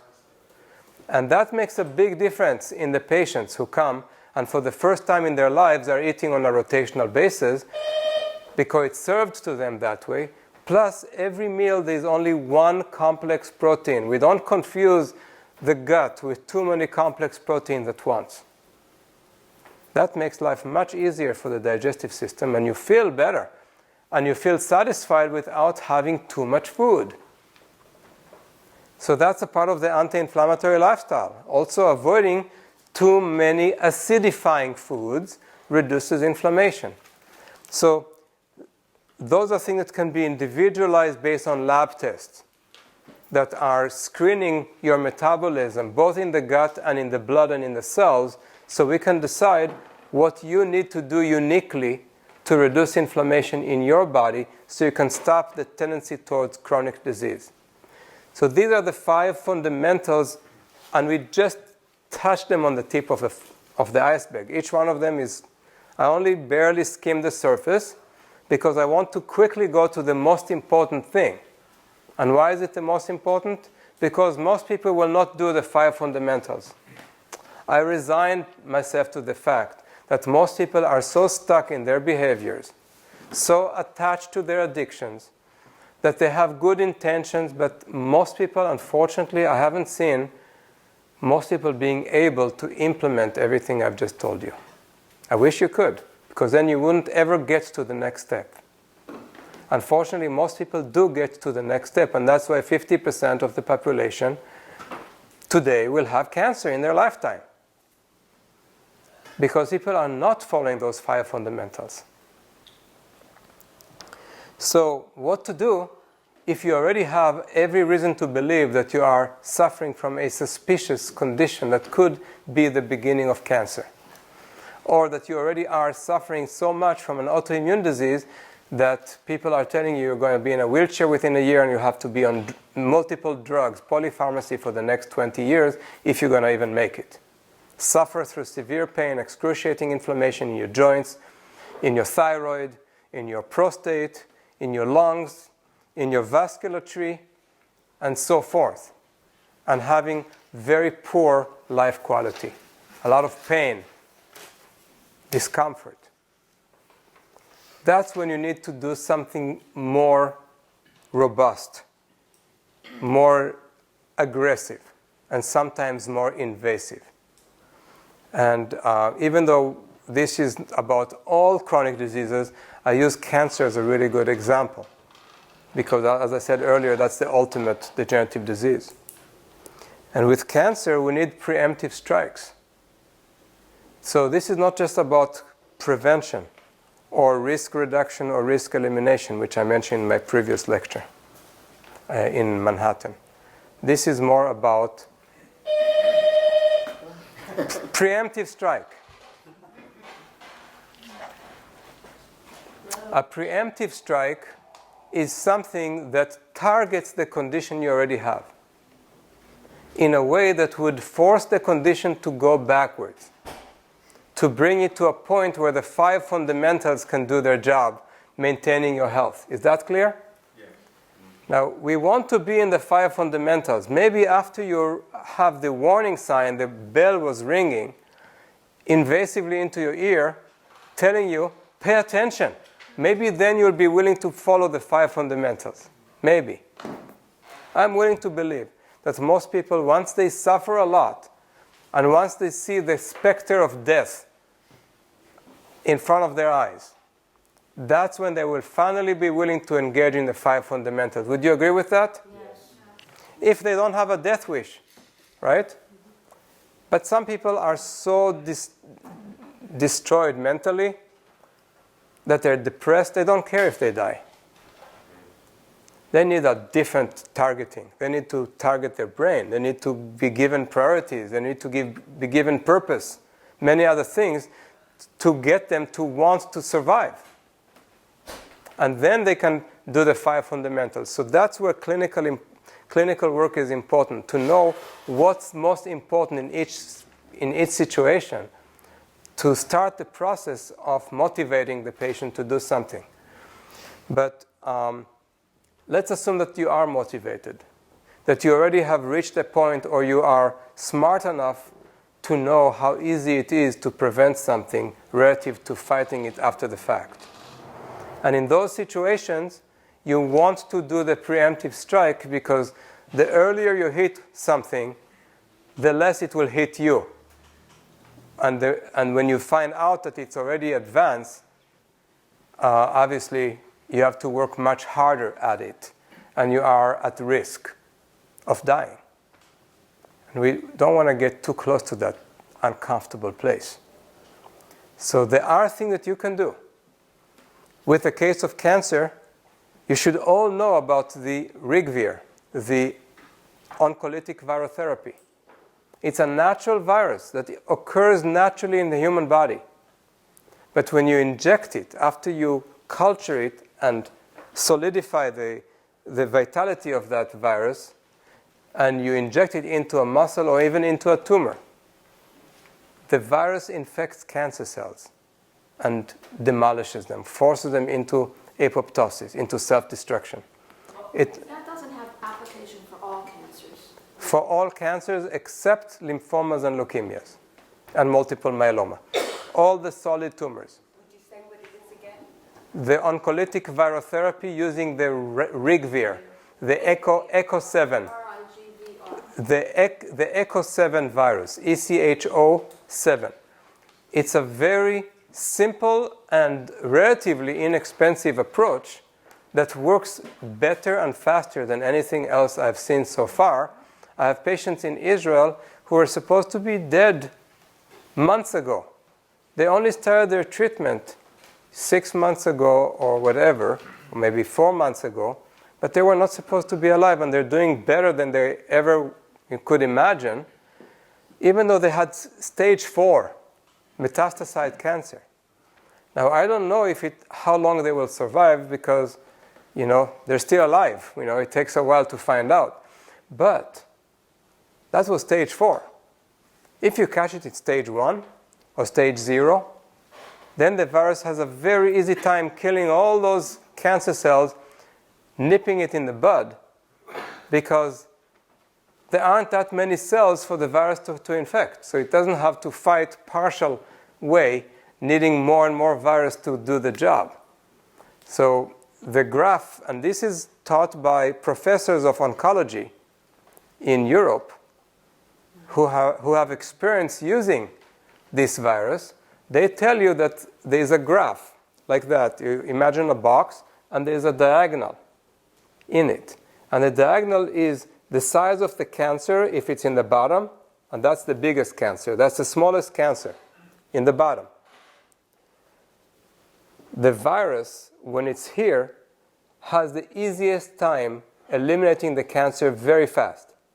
But as you go higher and higher into stage 4, the activity of the virus diminishes dramatically.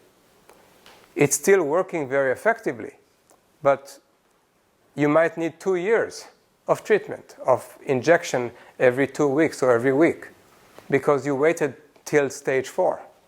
And then you could live a long time with the virus injected into you to kill the cancer. But if you caught it at phase 1 or phase 0, that's what we want. So first of all, we need to assess your risk of cancer. And I have written, and some of you already have seen my OncoRisk questionnaire. It's a questionnaire I have trademarked that you can all do for free. I'll give you a form, it's on the table. You can read the different lines and see by check mark which one is applicable to you. And if you have enough risk factors, you might say, I might be developing cancer. Or maybe I have a higher risk for it. So based on your own scoring, you can decide if you want to do an additional step, like testing. And in testing, you have to use brand new tests, new technologies that can show you the quantity of cancer in the body, as opposed to waiting for an imaging study to show you the cancer when it's way, way too late. You don't want to see the cancer, it means it's too big. What about leukemia or For that, you can use regular blood tests. Because obviously that's one thing that the blood is good for, to show changes in white blood count. Very rapidly, you'll see the difference. So if you find that you have something, and by the way, leukemias and lymphomas are very easy to treat if you catch them early by eliminating all the electromagnetic exposure. I've seen patients that I removed the electromagnetic exposure and the leukemia disappeared. They got back into the same electromagnetic exposure and the leukemia came back. It was temporarily very correlated. It was definitely cause and effect. 2 or 3 times they made the changes, and 2 and 3 times leukemia came back and dissipated, returned and was eliminated. So each case should be evaluated for its own merits, right? Either way, the virus can be used even for people who want a preemptive strike, not just when the blood test shows that they are in the earliest stage of cancer. On the other side of your questionnaire, there is a discussion of one blood test that is currently not available. But there's another one that is available instead of it, which tells you quantitatively how much cancer you have in your body at any given moment. So if we find that your level is higher than a clinical cancer, then we can inject the virus and see it go down. Once it gets normal, you're done. You don't have the risk of cancer anymore. And you can just go to the 5 fundamentals and keep it that way. It's that simple. You never get to the point where fear determines your action, because you will no longer have fear of this type of disease, of cancer. Okay, so I have an early form and I can quickly take care of it with a scientifically proven and easily done approach, like the oncolytic virotherapy. And there are other approaches that are used concomitantly, working synergistically to make the progress even faster, even more effective. So catching cancer in the earliest phase becomes fairly easy now with the new technologies that are all science-based and approved by the FDA and all the other forms. Unfortunately, the oncologists will be the last ones to become aware of it, because it eliminates oncology as you know it. They're not necessary. If everybody did that, they would never need to see an oncologist. Well, THC is also coming in as an alternative to stop the cancer growth. There are a lot of alternatives. A lot of alternatives. Some of them work for some people, some don't. That's why we want to be more individualized and more scientific. You know, I've seen people who use THC and it seemed to delay the progress of their cancer, but then suddenly they died. Everybody was shocked because they seemed to be doing so well. But then suddenly it was so rapid. So it's not for everyone, and it's not without side effects. It's not without problems, and that's why we have to be, again, cognizant of the issue of cause and effect, risk and benefit.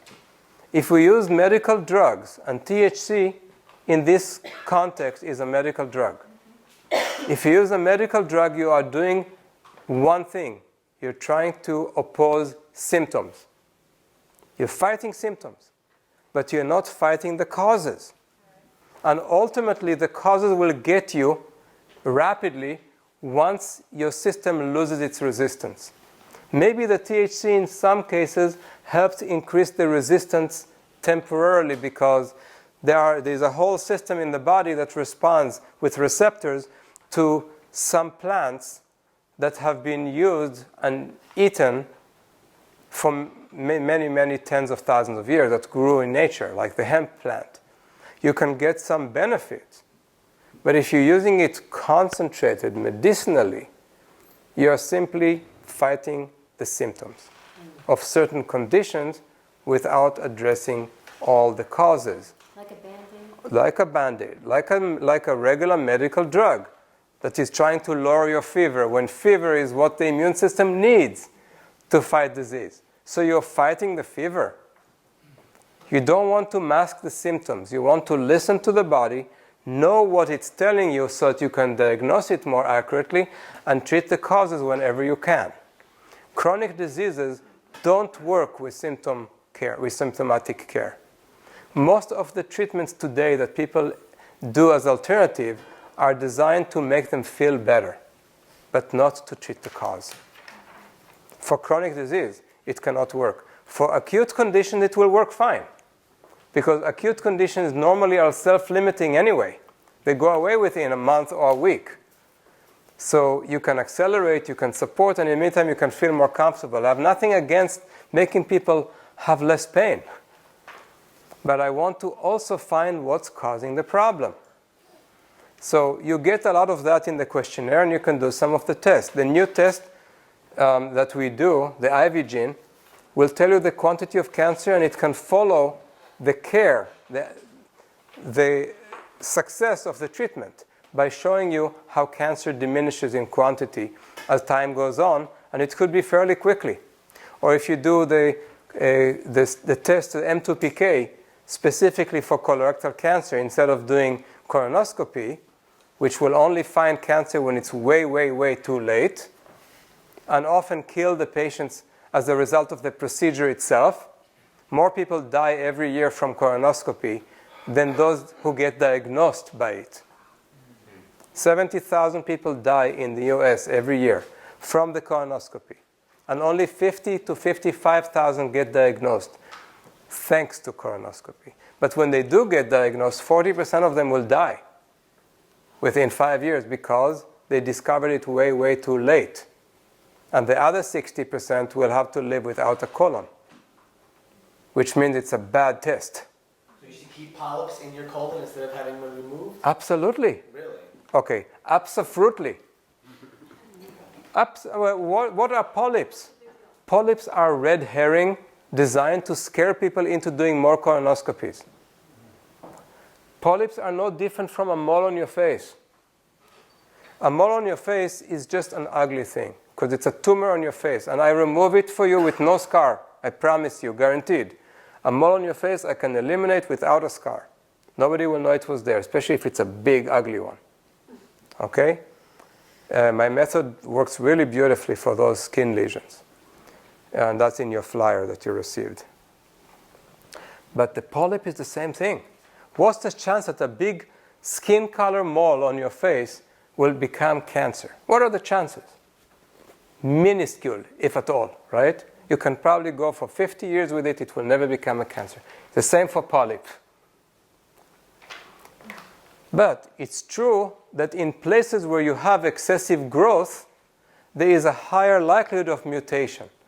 So if the normal skin will provide you a certain number of cancers, and you go to see growths or nivuses, changes or of lesions on your skin, you have a higher likelihood of seeing cancer within them, generally speaking. But it doesn't mean that 100% of your lesions will develop cancer. It could be still 0.001%. It will still be more than normal skin developing it. That's not a reason to remove everything.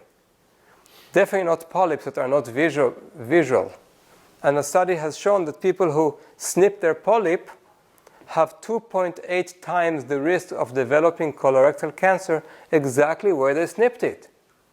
Because when you snip it, you create inflammation in an area that already has multiplied the cells to create the growth in the first place.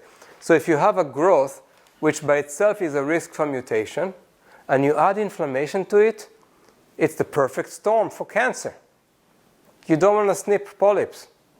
That's a horrible thing, but it makes a lot of money for the gastroenterologist, because it scares people into doing another colonoscopy follow-up and another surgery, another procedure. And I've seen people who lost half of their colon because of a few polyps that didn't do them any harm. The cancer develops in the mucosal membrane that reflects on the entire colorectal area, including the polyps, if there is chronic inflammation. That's why people with ulcerative colitis and Crohn's disease have a high risk of developing colorectal cancer, because they had chronic inflammation and ulceration for many years before that were not treated, not addressed by cause. So the condition continued. They took various drugs to reduce the symptoms, but the inflammation continued, and they developed cancer as a result. Instead of treating the causes for the inflammation, eliminating the cause, eliminating the disease, becoming undiagnosable, and then the risk of cancer disappears too. And the worst cancers of the colorectal mucosa are not the ones occurring in polyps, but are the ones occurring in the flat portion of the colon and in the recessed portion that are not ever visible to a colonoscopy camera. These are the worst and most lethal ones. That's from the scientific literature. So the polyps are nothing more, again, something that I have to spend a lot of time uneducating people from the information they were misled to believe, instead of focusing on what I want to teach. I have to teach of the no, no, no, instead of the yes, yes, yes. I prefer the yes, yes, yes, but I have no choice. Hold on. Colon hydrotherapy sessions beneficial? That's a whole other discussion. And I cannot get into that discussion right now. It will take too much time. I don't want to digress too much. We have to wrap things up very soon here.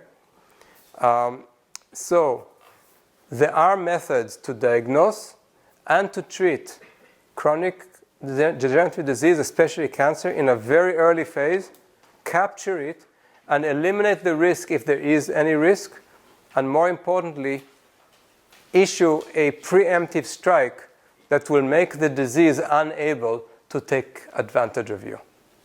And as long as you then incorporate the 5 fundamentals, you'll be able to maintain your health without having to do a preemptive strike again. However, if you live in a very polluted environment and you fail to engage with the 5 fundamentals, you might need a preemptive strike again and again, once a year or once every 2 years. That depends on your lifestyle. That's why you should not ask any doctor for a rule of thumb on how often you should do this or that. As soon as you're told that everybody over 50 has to do something, you know it's a lie.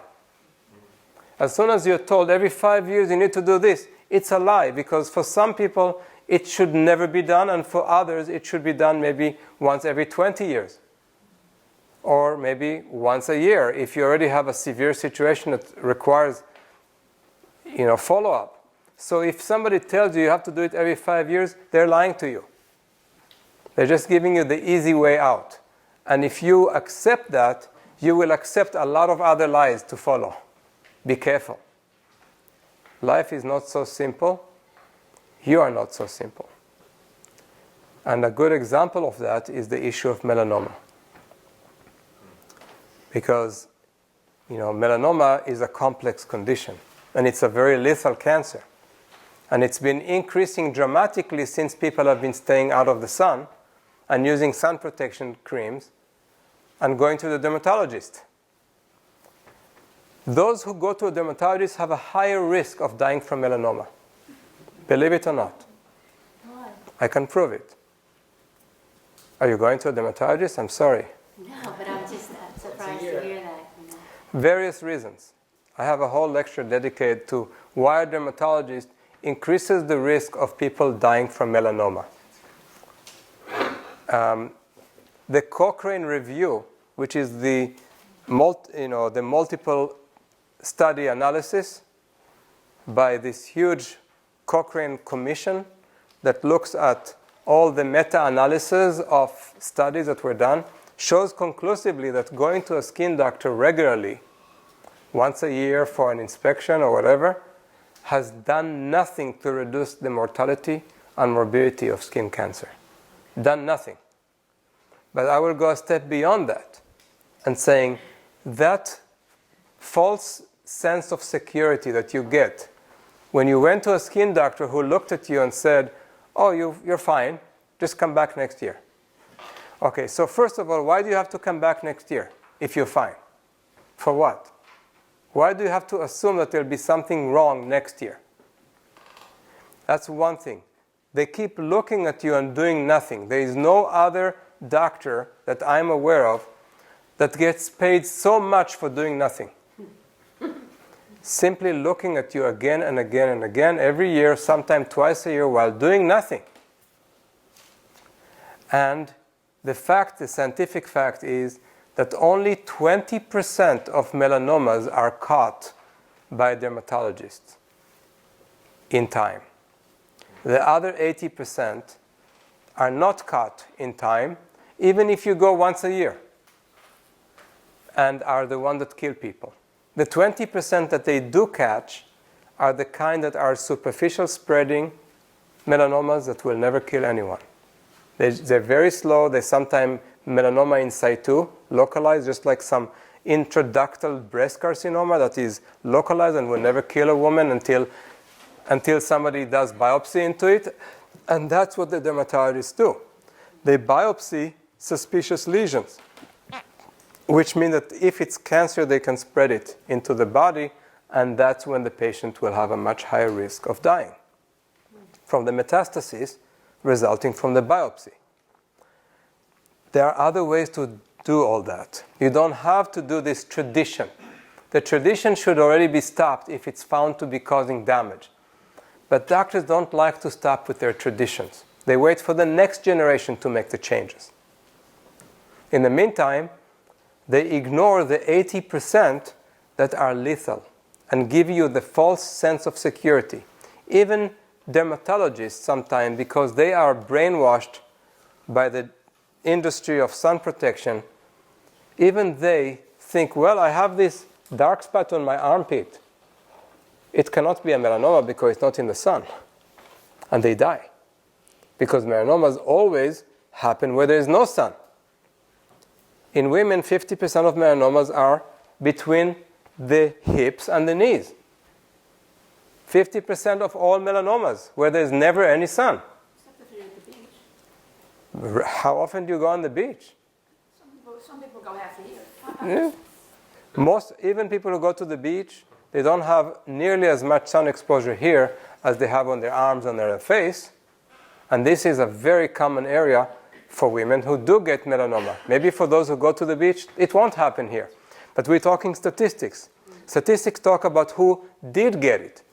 And 50% of all of the ones who did get it were here, because most people don't have enough sun exposure over there. So there are individuals who do go in the sun. This does not apply to them. The more the merrier. Go in the sun, get a tan. A nice tan protects you from melanoma. So that is one aspect. Of course, fluorescent lamps, indoors work. A lot of rancid fats that go into the subcutaneous fat. Using drugs like Viagra, Cialis, increase the risk of melanoma dramatically. So, and we see a lot of it today. because of all of these factors. Many other drugs can also increase the risk of melanoma. It's a complex story, but it's very easy to eliminate if you catch it early. Again, the preemptive strike. If you have a tiny dark spot anywhere in your body, tiny dark spot, those are too small to be called nevi yet. So the skin doctors will simply ignore them. What are they telling you to come back next year for? For the ones that are big enough that they already call them nevus. Now it's a nevus, you have to come back every year so I can look at it to see if it changes. This is the most ridiculous, illogical behavior that any doctor should engage in. To tell you to keep coming back every year for a nevus. But what are they ignoring? The tiny dots that are not growing sideways, they're not superficial spreading, they grow inwards. Those are the ones that kill people. And they are ignored completely until it's too late. Because when they grow inwards, they come closer and closer to the blood vessels. And if they mutate and become cancerous, they will be in the blood before the naked eye will see anything on the surface. So it's ridiculous to assume that a doctor who's looking at you with a naked eye will be able to tell something when they finally will see it. It will be the panic time of, oh my gosh, how did that happen? Because they ignored that initial tiny dot that was there. And that's how you issue a preemptive strike against melanoma. You eliminate those tiny dark spots. Very easy. With my method, we just apply a liquid compound that dries them, they get peeled off, and once you have a white mark instead of a dark spot, you will never have a melanoma. It's that simple. That's how you prevent death. 80% of melanomas are that way, and they get totally ignored and missed by skin doctors.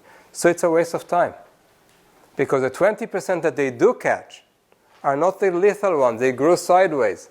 They don't go deep close to the circulation to metastasize, and as soon as they change a little bit to the naked eye, you know that there is something there. You remove it, yeah, it's a melanoma, but it wouldn't have killed you. However, if they do a biopsy for it, now it can kill you. Okay? So you understand why skin doctors actually increase the risk of dying from melanoma dramatically. Unfortunately, they do the biopsy often without even talking to you. Before you have a chance to even discuss the issue, they already shaved a piece of your lesion, and there's nothing you could do. Yeah? Can I ask you, what are those little red dots sometimes in this area? It's explained in your flyer. I have a whole hour lecture dedicated to that. We don't have time for that. But senile hemangiomas. Senile hemangiomas is the actual term, and it has to do with blood vessel destruction from the diet mostly, from elevated homocysteine, from elevated AGEs, from other issues that have to do with nutrition. But those things can all be easily removed using our method. So everything. That then visually, I just want to know what they're from. We know. We talked about that. You asked about age spots. Age spots are accumulation of lipofuscin. Lipofuscin is the same material that you find in the brain of people with senile dementia. So if people have age spots, they are demonstrating that they already have the first phase of cognitive decline, because they also accumulate the lipofuscin in the brain, only we cannot see it in their brain. We can see it on the skin. So if you remove that, which yes, I can remove those skin lesions or those spots and so forth, if you want me to, we can eliminate them. But they are telling us a story about what's happening in your brain. So you still need to address the brain if you want to avoid something more significant than just having age spots. All right? It's a telltale sign. And you need to worry about other things besides the beauty of your skin.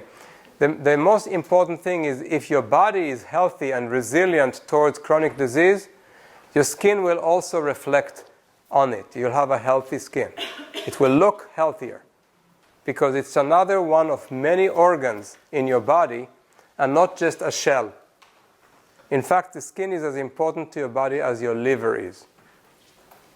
Believe it or not. If your liver has many hundreds of products of metabolism, so does the skin in relationship to the photons from the sun. So the skin is a very important creative organ that makes products for the rest of the body. And that's why we should treat it with respect, not just for looks.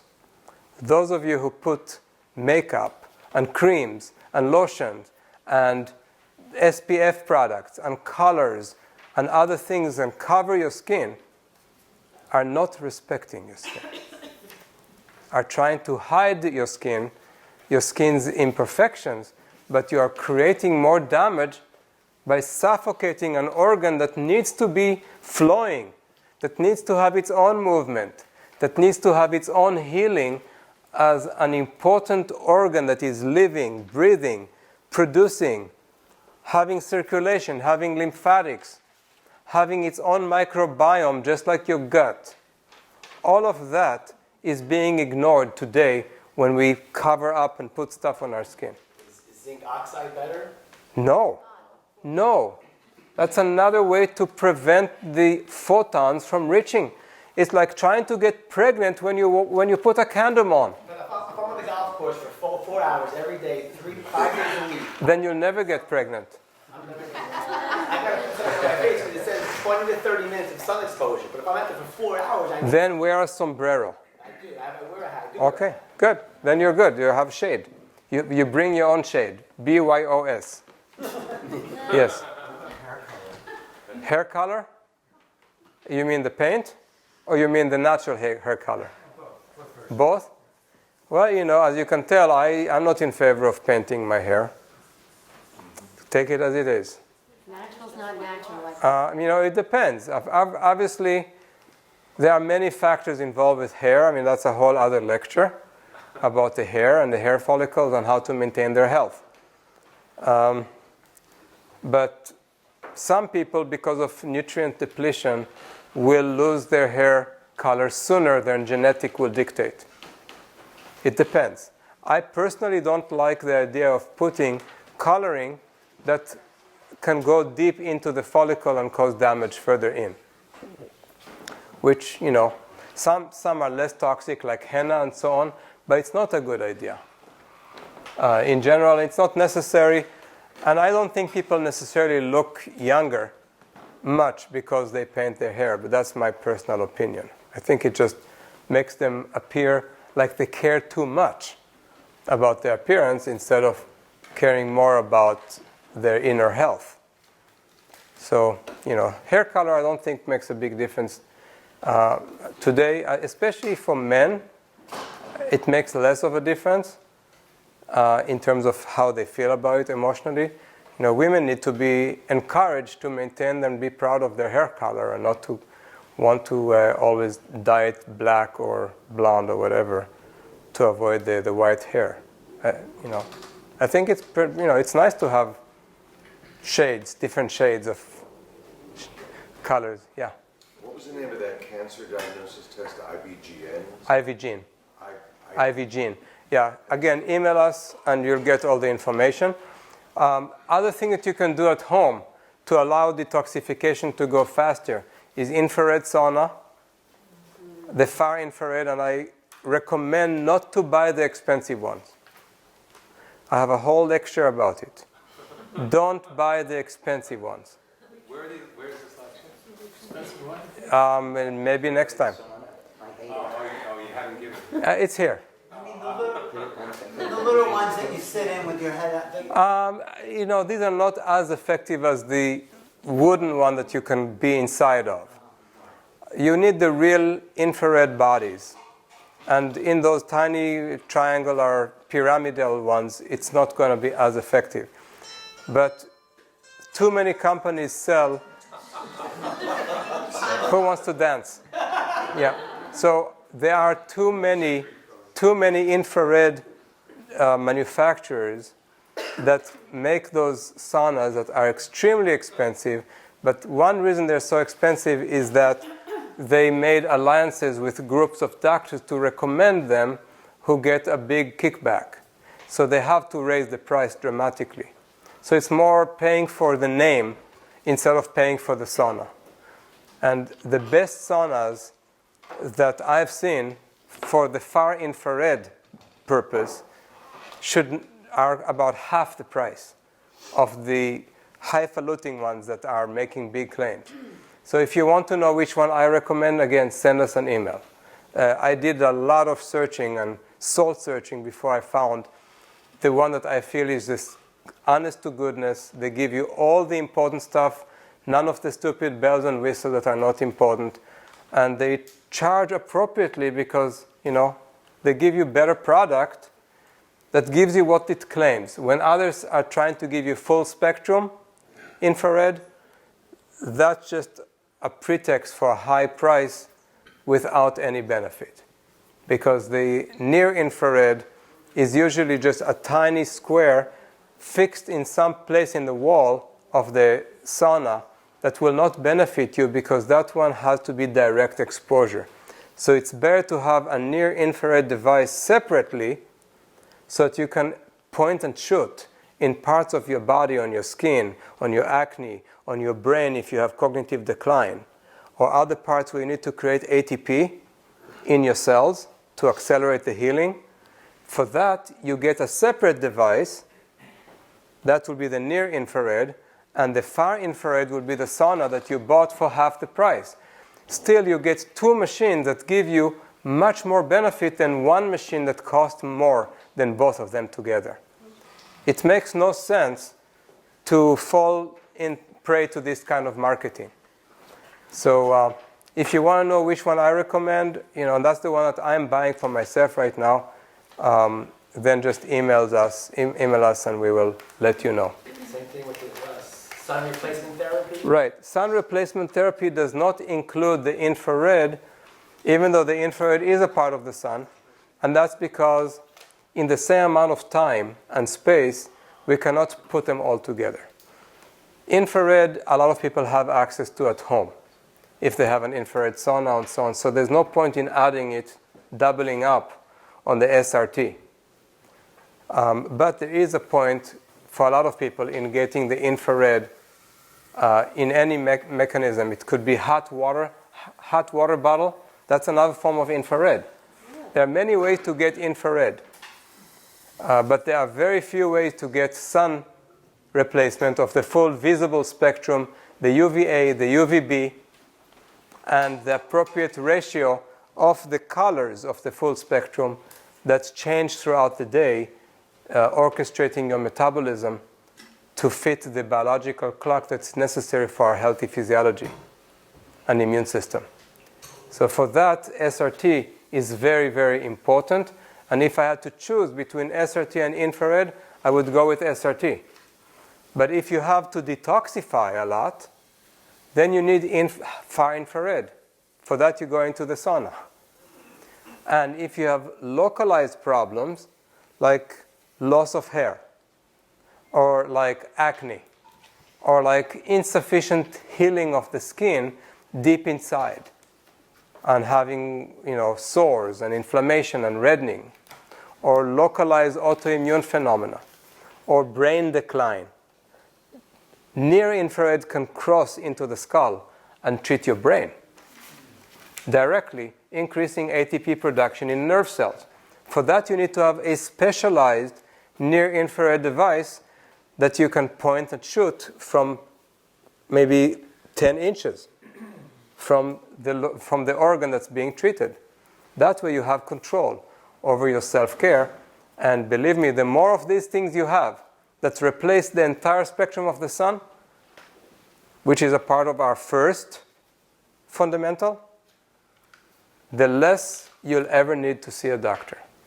Doctors will be finally out of work, except for in the emergency room. Some people do have emergency, they get hit by a car, or by a stray bullet. I hate when that happens, but it happens. So you need to go sometime to the ER. But aside from that, 98% of doctor-patient interaction today is chronic disease that can all be eliminated. Yes? Finally. So this preemptive strike, is it the rigor therapy? Is that what you're... That's one aspect of it.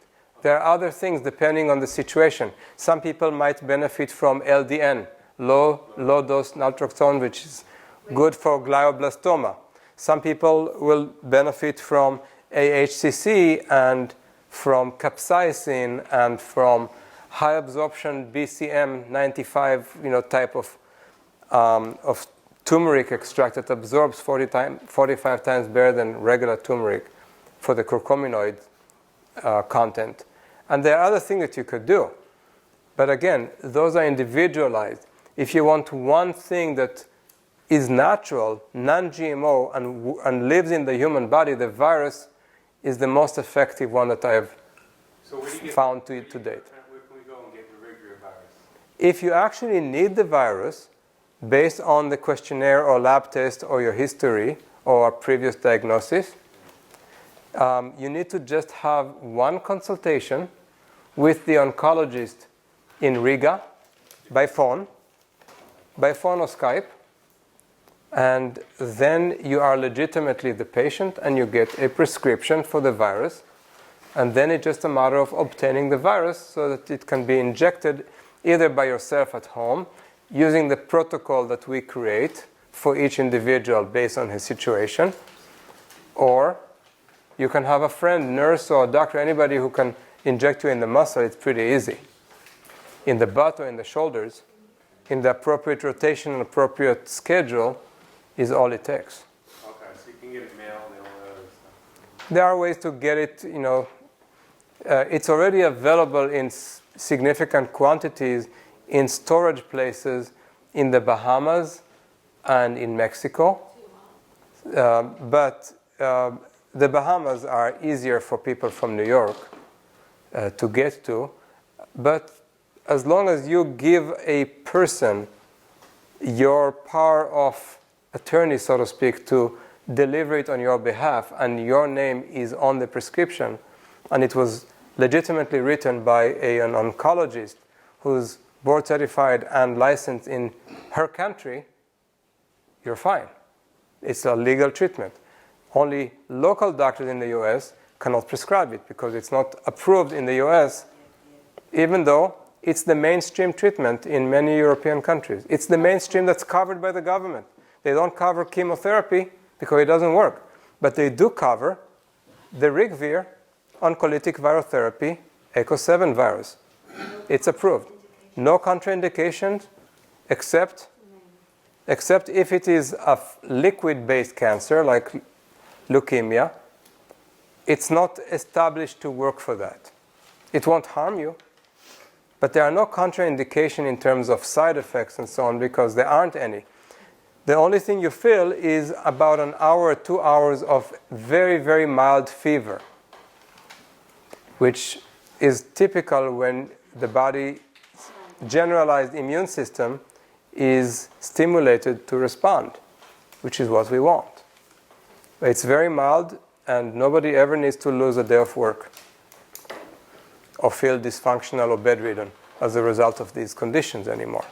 It's that easy. You just need to catch it earlier, engage in the 5 fundamentals, and do whatever preemptive strikes you're told based on the findings of the lab test. And then people can avoid the fear of cancer and avoid the fear of other severe chronic diseases.